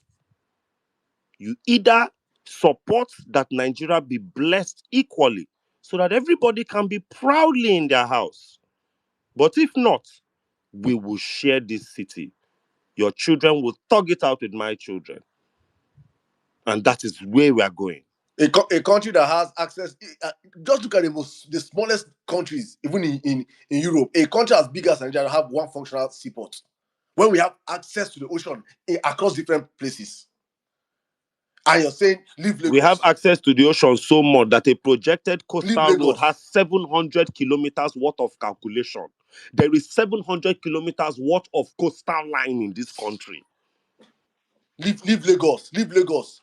There is They open up the ports 700 across kilometers other worth parts of of the country and coastal see. line in this Open up the country. ports other across the country and see people not run away from the Lagos as it's smelling. You cannot even breathe. Think people, Father, my come on yesterday, I saw two of my friends. I said them, say, you don't take for Lagos. So waiting happen. They said they just relocated. One relocated to Lagos from Port Harcourt. One relocated from Abuja. Ladies, how far? They talk, say, man, everywhere just tight. It can't be like saying that this Lagos. So make themselves can know whether that this one said I paid rent 2 years. This one said 2 years. They just want to come and rugged it out for 2 years in Lagos. I said, how much was your rent? 6 million. How much was your rent? 8 million. You will be indigene. Do you understand that the rich people from other states who should be in their states balling, Nigeria don't choke them so that they don't carry their wealth. Come Lagos to drag Lagos with you. You can barely pay Lagos rent, but the big boys in Abuja, the big boys in Port Harcourt, the big boys in Benue, the big boys in Edo, the big boys in Delta that Nigeria's problems are affecting have come to the Lagos that is secure. They've come to the Lagos that Fulani headsmen are not attacking. They've come to the Lagos that the security situation is better. You go there one day. They go do census of Lagos. You go here, 140 million Nigerians live in Lagos. The remaining country is sharing 40 million people. And you will complain and moan and whine, and you will still celebrate that Lagos is building a new wharf in Lekki. Lagos is building the third airport in Lekki. Continue. Beat your chest and continue. We will all be here. It is simple mathematics. When the city of London was crowded, London started expanding outward. Satellite. That was when I started hearing the word satellite cities between the early 2000s, 2003, 2004. That's when you now start. I think the Euston station started becoming popular. People could stay outside London 40 minutes away and come by speed rail to the city of London. You start hearing tickets from Euston on Thursday is more expensive, on weekend is more expensive. Expand this city, open the opportunities for the country. But no. So if you want to enjoy the monopoly, you will suffer the saturation. It is what it is. I yield. Thank you very much, NCs. I might not be saying this people will still there with their hand results. That NC submission I was still in this piece. Anyways, quickly, I'll just go straight to call me Lexi. All of you have 2 minutes, 2 minutes, because I want people to go with the fact that insult where is poor for those APC supporters head. I want them to be able to think about it this night. May still their head fresh. I don't want sleep. Call me Lexi. Go ahead. After which I'll come to Justice, then Chris. Funny enough that you think those people have sense. You think they have head that they are thinking? Yourself, you know that they don't care. As long as they are supporting that man, they don't fucking care about anybody. Even in their suffering. I don't know if you see that tweet that said, one of them that said, Peter Obi's obedient are mobs. Now he's complaining that for the past 80 days, he doesn't have light in his house. I don't know if you see that tweet. Those people don't have sense. Good evening, fellow violencers. It's another great opportunity to be here with you guys. It's always an opportunity to hear our voice. No matter what, we keep speaking our mind out. They cannot silence us. They can only block us on Twitter. That's the only thing they can do. But reality, as we always say, it's on ground. 2 years of Tinubu. It's a total failure. Even for him to bring out that trend, it's an evidence. It's enough evidence to tell you that it's a failure. If you have done something, you don't even need to bring it out. Your evidence will look at you at your face like this, and you yourself you will see it. What is it to talk about in Tinubu? Last week, my lecturer was saying that by now we should have been paying 900,000 naira school fees. Nobody talked in the class, and he said, do you know why? Do you know how much is dollar today? Calculate naira times $300. That's the amount that each and every one of us should be paying. We didn't even say anything. If you want to enjoy school today in Nigeria, forget about federal. He was even saying that it will get to a point that they will even partition the federal school. They will select the students that are paying more and those that cannot afford to pay. Almost all, almost, almost all hostel in my school is full of bed bugs. Now there's a private hostel. That is, if your parent can afford it, it's nothing less than 350. That is how worst it has become. Currently now, school fees is now 300 as a federal university. Tinubu's failed in all aspects. I don't even know which aspect I can say he didn't fail. I don't know. As young as I am, still talking about enjoying life past 2 3 years than now. They will now ask me, how old are you? Now imagine the next generation coming. We just have to keep holding these people accountable. All this nonsense they are doing, reality is on ground, is on check. Like Saddam said, that is not sure the amount of fuel. Fuel is going up and down. Everyone is selling their own like they are selling Gary. Different price. Everybody just choose their price. You look for the cheapest one, maybe you can just drive in and buy your own. Nobody to hold responsible, nobody to hold accountable. 8 p.m. Students are writing WAEC. But that's the truth. It will always happen. And it will become worse because the current president that is there doesn't even have a WAEC certificate. How will it value? How is he going to value WAEC? Does it concern him? Today now, since yesterday, Lagos has been shut down. I was saying, what do you expect when one person with 70 convoys, where will that one enter? And tell me there will not be odor. It doesn't care. They no born Peter Obi well. They no born am well to do that kind of thing. Tell me where Peter Obi will be president and students will be writing exam at 8 p.m. in the night. That minister would have resigned immediately. Instantly. Mm. Instantly. But here we are. It's not even getting better. There is no hope in this country at all. When you think of it, you will just want to have a headache. You can't even look from left and right and see where you can even share your thoughts with so that you can feel love that you are in the country. What are we even enjoying in the country? You stole a mandate, you can't even manage it well. You now come online and saying that you can now come online and saying that the mandate we gave you. Who gave it to you? A criminal. Only you. You have case with FBI. Only you. You have you. Oh, Nigeria, we just have to stand our ground. We make a host university for America close or lock all their social media Till page. today, till Nah, this man today, is a real strong man. The man till strong. today. Okay, see, man. Jesus. Tudum-bulu-kulum-bum. Ewo. What a Honestly, man. I used to So, say do you this. know how many documents in Nigeria, well meaning, you will sign in this country that they will ask you hometown address? I What swear. does Tinubu sign?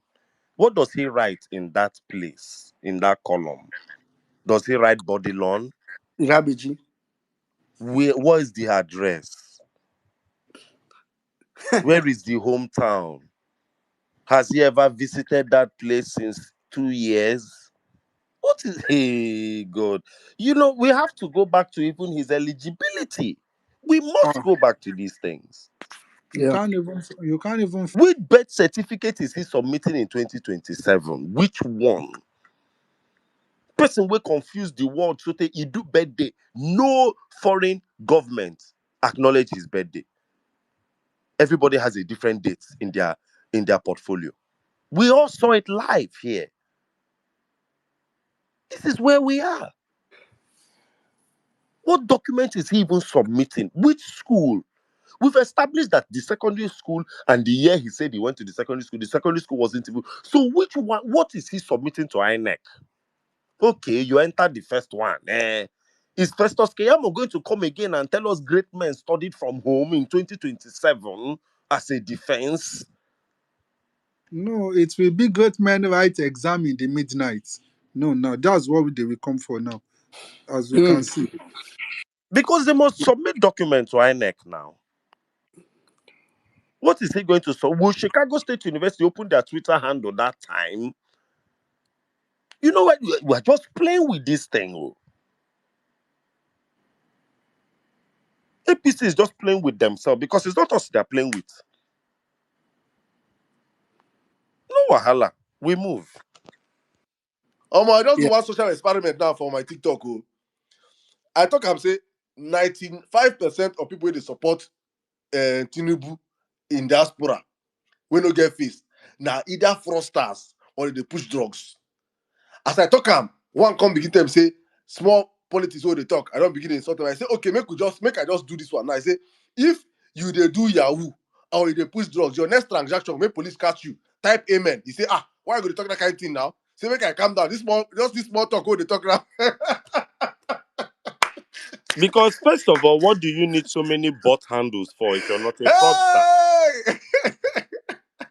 I said 95% of people that support this man are all crooks. They will say if they collect client money, they will transfer them to Naira. They will say, they don't cash out. They cannot be working with your hard-earned sweat and you support Tinubu in diaspora.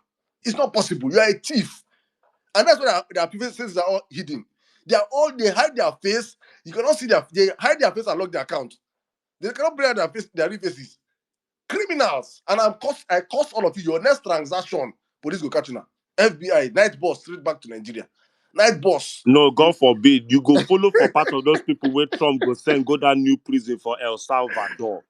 Now El Salvador, now you go serve your term. You Bunch go of that criminals. prison because that man built that prison for 50,000 of the world's worst criminals. He put 20-something thousand of in country people there. Space for 30,000 people still there.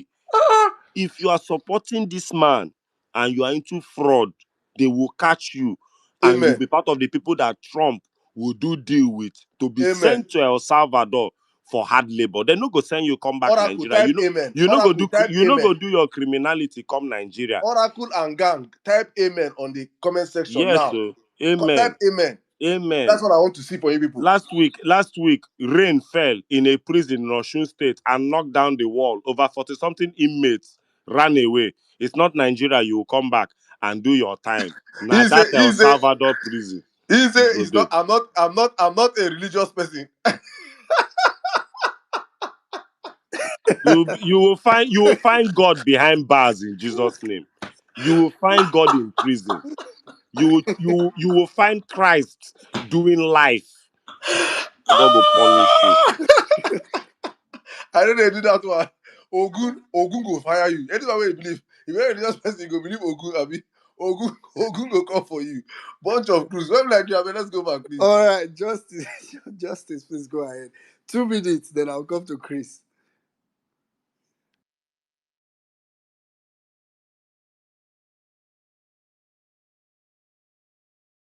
Justice speaking. No, he's not. No, he's not. Let's go to someone So, else. Justice can't hear you. Relax, maybe now because we know what you want to talk already. We know your stand. We know your stand. Anyway, try to drop and quickly come back. Let me see if we can take it for a roundup. Chris, go ahead. Okay, thank you, Micah. You hear me? Yeah, 100 here. Awesome. And I greet everybody. Hello, everyone.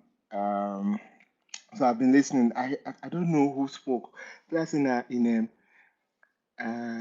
I think she was insinuating that hope they one kind. So whether something will happen somewhere. Man, guys, sadly, I don't see any resistance in the horizon. It's not. I hate to say, but it's not happening. It's not going to happen, and I have my reasons. Right? Guys, just let's do some reminders. I know it's no longer news, but most of us know. But let's just do some reminders, maybe about 10 or 11 of them. A wanted terrorist, what's his name? Zakir Naik, right? Came to Nigeria and dunked on all of us, labeled our Air Force Muslim force. On that Tinubu, nothing happened. Or was it on that Tinubu? But anyways, I don't fucking care. On that APC, nothing happened, right? Democratically elected state governor was illegally ousted. Let that sink in. And an administrator was installed to replace him. Guys, nothing happened. On the floor of our Senate, they sing, on your mandate, we shall stand. It's a chant that has no bearing on our unity as a people. Nothing happened. That they kill our people from north to south, east to west. People's villages ransacked, their means of livelihood destroyed, people's crops and farms destroyed, raped and killed. Nothing they happened. Instead, they move our capital from Abuja to Paris. Nothing they happen. Right? A young Nigerian was asked if she must eat egg. We all remember that one. They asked a Nigerian in this country, must you eat egg? As a couple, wait till they buy a carton of Indomie for. Right? Nothing seismic happened. Right? Terrorists, they do give away for TikTok. Guys, nothing happened. They couldn't trace those terrorists, but they have phones to do TikTok. But you, if you speak against the government, before you even drop food, they don't track you. That happened. Nothing happened. Right?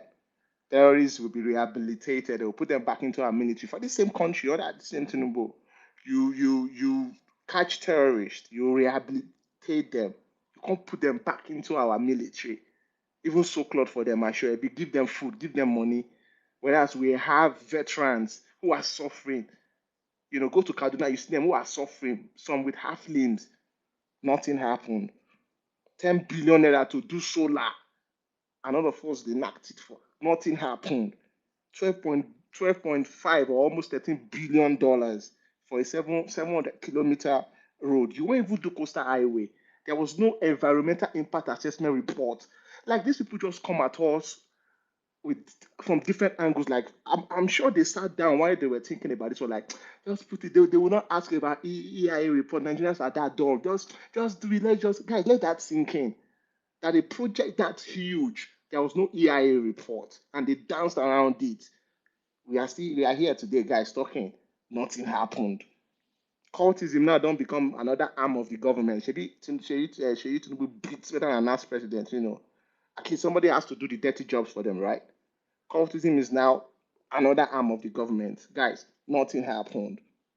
Nyash molestation on the floor of our Senate is now part of plenary session. Nothing happened. Children are writing WAEC at night. Nothing happened. Picking they die because one go write jam. Nothing happened. And when things stop, a public official will say that man proposes, God disposes. Guys, nothing happened. I know there are more, and I know that you know, because I know that your wallets are empty. Your stomach is empty. Your pot of soup, where you pour it to cook soup, they are empty. You don't have a roof over your head, no light, nothing. I know there are more. I was telling someone that is where the coalition should even be starting from. Coalition of empty pots, coalition of empty wallets, coalition of people who no get house. That's where the coalition should actually be starting from. Then he go get first. Right? Maybe I don't know anything. Maybe I'm naive. But guys, nothing they happen. And that's where I will stop here. I have a question.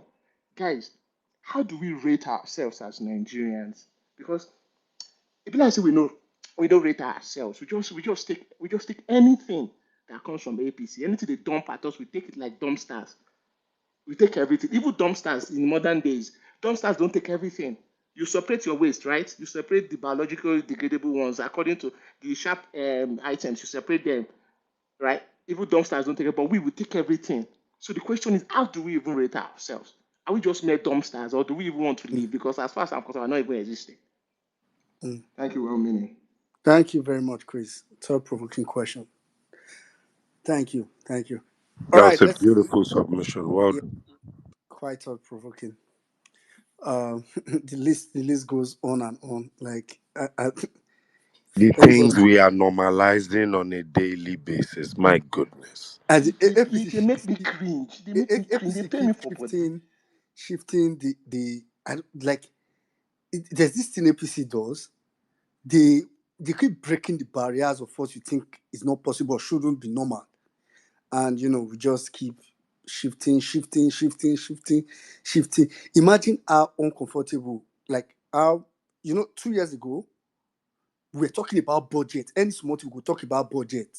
Any small thing budget we go talk. We go. But now it's almost as if we've come to terms with the fact that budget party is a normal thing.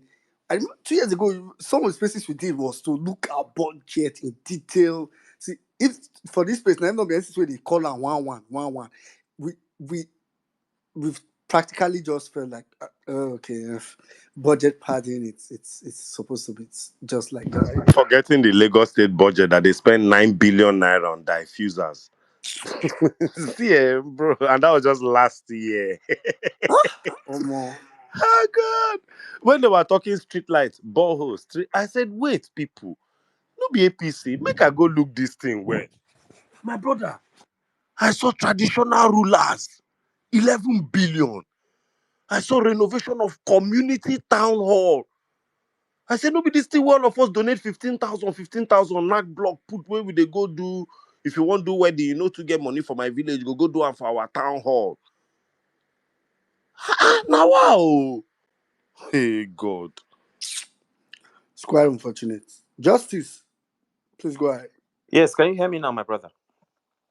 Yes, we can hear. Perfectly, sir. Continue. Oh, yeah. Thank you very much for a second chance to speak. There's no gainsaying the fact that we have conscienceless bastards as criminals in the government of Nigeria right now, headed by Bola Ahmed Tinubu, the criminal drug baron and Chicago State University diploma certificate forging bandit. There's no doubt about that. But what bothers me now is how complacent we all have been in not only holding this particular government to account, but of course shaking it to an extent that it needs to realize that not only does it not have the legitimacy to govern, but that it has to have some level of fear. Part of why I say this is, from the perspective of somebody who flew out of this country when there was a little shake as to the NSAS movement. A lot of people do not know that this Bola Ahmed Tinubu ran away from Lagos as at the time of the NSAS, only returned after the military had killed those unarmed civilians, and it looked like that there was calm in the land. That was when he returned. Now we have moved from that timid creature of Bola Ahmed Tinubu type to one now that is completely destroying our democracy to leading it to a one-party state. And nobody is saying anything. The judiciary is down, the police is down, the National Assembly is useless. We just have bastards and people that are horny with very high libido and testosterone, looking after chasing after other people's married wives, rather than doing the needful to our country. Then we have moved from that to the death of institutions. Jam now makes human errors and then comes out to gaslight us with religious sayings. God proposes and man proposes and God disposes. We have also moved from that to seeing youngsters, the true leaders of tomorrow, the people that we are supposed to hand over a viable or a dead country to, as it were, writing work with candles and torchlights in the middle of the night. So at every turn, we are having a decay, a complete decay of all institutions at once. More importantly, it doesn't even look like there is going to be any opposition. It doesn't appear that we even have somebody who, and the constitution is so dangerously skewed that no individual can actually run an independent, campaign to the presidency. You have to go through a political party. Look at all the things that are happening. As of today, the appeal court has given Obebolo a victory in an election that everybody knows was completely and totally rigged, a flawed system. So we don't know where we're going as a country. Yes, we can come here and all the time we have to lend our voices. But look at for somebody like Peter, the man that is championing the electoral reforms, look at the turnout, look at the the encouragement he's getting from that. National Assembly are not even considering paying attention to what he's saying. And you know why? They are buying time.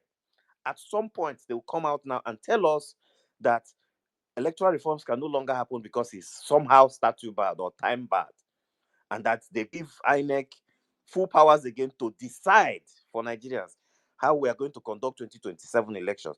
You see, this is why I think that democracy is dead. And there is really no need for us practicing democracy. Chad, as of last week, is already signaling to join the AES. The military must step into Nigeria and take over power from these bastard criminals that we have in Abuja. I keep saying it. If the military do not do it, it's unfortunate. May Boko Haram continue to decimate them in the northeast. It is not an unpatriotic statement to say. Nigeria has now become a failed state. We have all the indices, we have all the facts to tell everybody, to show everybody that Nigeria is a failed state. And we only have a Western puppet in the name of Bola Ahmed Tinubu. That is why it looks like there's no protest that's happening in the country. That is why it looks like any viable opposition, any viable voice that comes up to say the right things concerning how Nigerians are suffering seems to be watered down. This man has cut all the deals with the foreign governments in Nigeria. And that's why, even up to Chicago State University, I do not see how one man is able to single-handedly lock a university's social media handle for 2 years now, or going to the third year. I've never seen this type of thing happen. Even in the US, it has influence beyond the US. This is perhaps a CIA asset foisted on Nigerians to deal with Nigeria and make sure that Nigeria remains in the doldrums, to make sure that Nigeria does not survive economically, given our population. Because I do not see why a country with over 60% of its youth below the age of 35 cannot do well on the economic scene. 200 and something million people. So please, yes, we can always continue to talk about the ills of this illegitimate, useless government that will not do anything good, because criminals who jump in from the window of Asoro will not do anything good. They will continue to gaslight us for the next 4 years. And Yeah. then in the next election, they'll bring up, yes, you're talking about door to door already. They will bring up, oh, it's another 4 years and it goes back to the north. It goes back to the north, and then what happens? Are we still going to have a country by the time it goes back to the north? So it's not for us to decide. If we're going to, continue to delude ourselves that we're practicing democracy till 2027, then let us get it right. All And how right. to get it right is to make sure there is opposition, which is a viable fulcrum to drive governance, and that elections must be free, fair, and credible. If we're not doing any of these things, then it's best the military take over and we follow the AES angle. All Thank you very right. much. I need the All mic. right.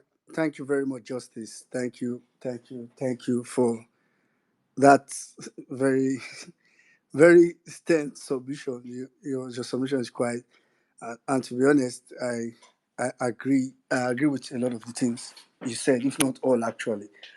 Thank you very much. On that note, would be rounding up the space for today. First, I apologize to we tried bringing as much persons. I know there's still some persons that we can't bring up. Uh, apologies. It's always, sometimes when we start bringing up people, I feel like okay, it's reducing. Maybe today we might be able to take everybody, but I quickly realized that it doesn't end. Like, people still want to say something, and which uh, is quite encouraging, to be honest, right? To see that people are still willing to keep speaking up against this flawed and fraud system. So apologies to all those I couldn't bring up. Thanks to everybody for coming. I'll just quickly say that, just to reiterate what I said earlier on the space. First of all, I'm going to remind everybody again, please, if you haven't, even if you have already, but before you sleep, try to make at least one tweet. Especially if you've never made anyone before, using the hashtag Tinubu is a failure. Hashtag Tinubu is a failure. It's already trending, but it needs to trend beyond that because, like I said, let it be something that could trend till at least tomorrow. Let it be said, that people are aware that this system, people are not accepting it for what it is, for what they are making it to look like. They've been able to sell propaganda so much. Some of us don't know. Some of us who are on internet we feel like, oh, what we know, everybody should know now. You don't believe me. If you engage some Nigerians on the ground, some Nigerians that are in Nigeria, and especially those that don't have access to this kind of, especially like social media, even for social media itself, you don't have access to some of, if it's just Instagram and some of those other social media that you have access to, that's where people are not raising this conversation, especially like as Saddam is trying to also do with TikTok now. You don't get all this information. So it's important that they know that people are not succumbing. Because if you hear that a lot of these things are happening, you might think that, okay, maybe I'm just one that is not seeing it. Maybe nobody's complaining now. Nobody's talking against it. Nobody's, it's why it's important for us to keep having these kind of hashtags and keep using it. Please make multiple posts. Today, still to tomorrow, if you can, keep talking about it. I'll just reiterate what I said earlier on this space. In summary, really. First is that 2 years has come and gone. Even within their own 40 points that they raised today, there was nothing in that 40 points that is developmental. Like that 40 whatever that they raised. Imagine what a federal, like the fact that a federal government can even count what they've done. Federal, a government that supposedly governs 36 states and a federal capital, even though it's illegitimately. Imagine they can even count it up to 40. I just tried imagining when they were making that list. Those kind of lists. Some people that will say, so what are we going to write now? Somebody will not say, you remember we do this thing, right? That's true. Let's write it. That's how they did that list too. And they could really count 40 things that are not really things.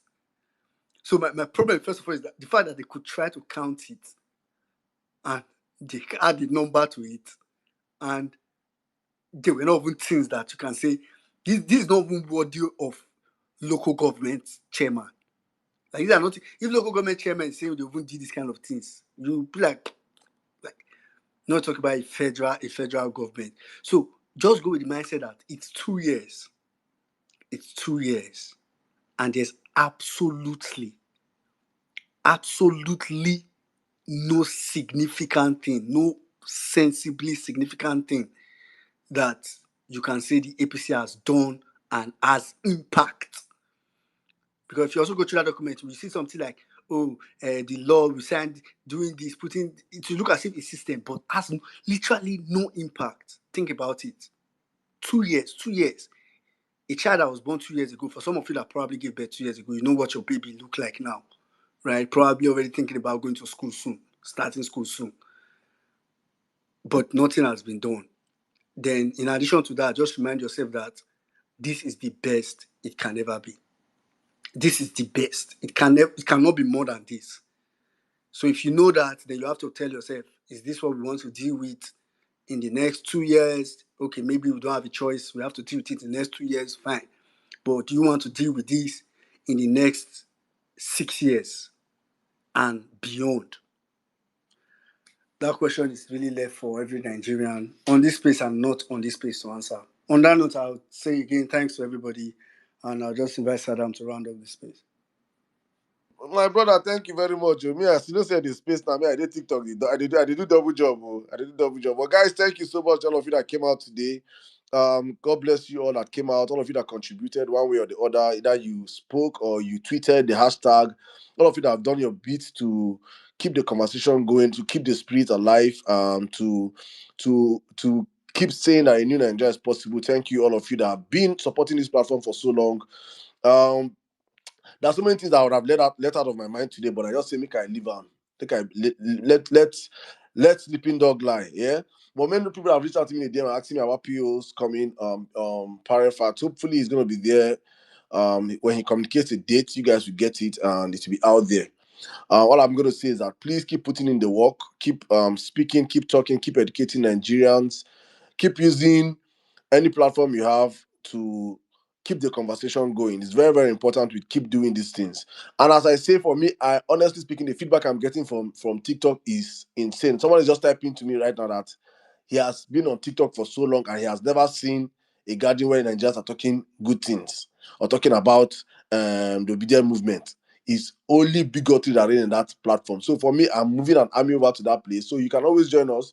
Look at if you look up in the Jumbotron, you can see my TikTok handle. I'm organizing lives at just 2 hours every day. We'll be live tomorrow, 2 hours, 10 o'clock with children of the roasted corn. Please, if your body no full, no come. If your body no full, don't come because here you will see these people are these people are something else. They are something else. So it's important you understand this thing. But thank you everyone who, as we say, Nigeria Matano never finish. I have always told you guys that these people will keep serving us content because what they have come to do is to create content for Nigerians, to keep us distracted, to keep us divided, to keep us fighting each other, than focusing on them while they pillage the resources of this country. That's where we are today as a people. And it is safe to say that from all submissions say that Tinubu is an abject disaster. He's an epic, momentous failure. He's the worst thing to have happened to Nigeria. It is safe to say it from all the submissions because I did not hear any one person come and say, but Tinubu has done this. And from our poll, let me check our poll real quick because I know we had a poll. Let me check the result of the poll. And the poll so far, over 700 and something votes came in, and we say rate Bola Ahmed Tinubu 2 years scorecard, and 0 to 10%. He had 32% saying he has scored from 0 to 10%. 10 to 50%, 3%. 50% to 100%, 3%.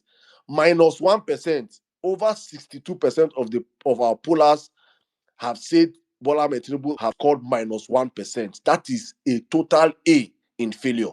So it's important to understand that Tinubu is a calamity to Nigeria, and as I always say, Tinubu cannot go beyond 2027. He is a one-term president. The best time to take him out is today. The second best time to take him out is 2027. We have to do everything possible, keep our emotions aside, keep our divides aside, and understand that Nigeria is greater than me and you. Till I see you guys again next week, Thursday, on the Vawulence space, and tomorrow on TikTok. Thank you, every one of you that came out today again.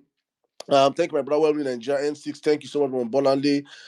My brother Justice. All those that could not get the mic to speak today, I'm so sorry. It's not intentional. It's just that we have to end this space. We have tried our bit to bring as many people up as possible.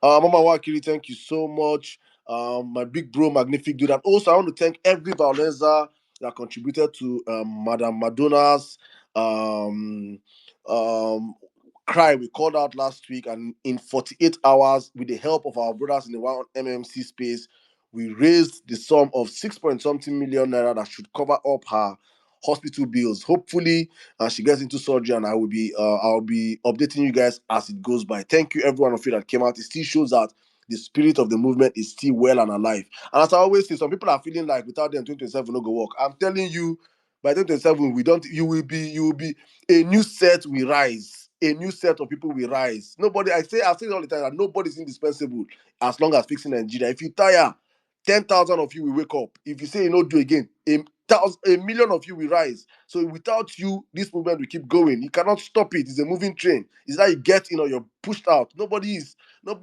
that time of gaslighting. Oh, without me, movement go. Nobody's bigger than this movement. It's the movement to salvage Nigeria. It's that you're in or you're out. That's why I'll drop the 2 cents. Thank you very much. I see Mr. Obiari, you came very late, so I would have loved to listen to you, but please keep it a date with us. I think I should host you on my podcast, and I'm gonna reach out to you, sir. Thank you so much, Omega XZ, my brother, Omianka Dede. I'm seeing my TikTokers. I took a whole lot of obedience from X to TikTok. Boomers, eh? Many TikTok illiterates. I transformed them now. We are now doing very well on that platform. So thank you so much. I see you, my sister here, Franny, Oluwadam Larry, Dr. Bankole. It's good to have you here, Sam. Mary White, Scholar Dinara Exchange. Dr. Owens, it's been a long time. My brother non-conformist, thank you so much. Banactic, Barrister Juliet, my fellow TikToker. Dr. AI Biruki, my brother, it's been a long time. Oh, Mazi Ezioku, thank you so much. Chelix, my sister, Otumba DK, El Rey, Mide, SIM card, Amoda, Mr. Tony. Onimale, what's up now? I didn't hear from you today, Mr. Valeri, Stella, Duchess of Houghton, this is your name. Man like Odi, better. Adowere, Gregory, Chimezie, Julius, Mood, Maureen, Talatu, Mr. Gray, Oladipo, my brother, thank you so much. Columbus, Chooks, Dallas, TJ, Chris, Silko, Chidemerem, go and fix your network. Guys, I can't mention all your names, man, but thank you so much for always coming out, for always sticking with us on this platform. As I always say, we do this for God and for country. Bless you all. I'm going to spend like the next 30 minutes on TikTok. So if you still want to join up with this conversation, I still want to go and roast my children of the roasted corn on TikTok. So if you still want to talk, I'll be in TikTok for the next 30 minutes. Thank you guys. God bless you all. See those that can come to TikTok. If not, I see you guys. Dr. AI, I see you. I see you, my brother. I'll see you guys next week, Thursday, 8 p.m. Nigerian time. And I'm hopefully, joining you on TikTok right now, right away. please come there, my brother. Let's have fun on that platform, my Make brother. thunder fire them for that place. Come over there. Let's have some fun. All right, guys. Let's see on TikTok if you can. But if you cannot, I see you guys hopefully next week, Thursday, or when Peter Obi schedules his space. I love you all. Good night and stay safe.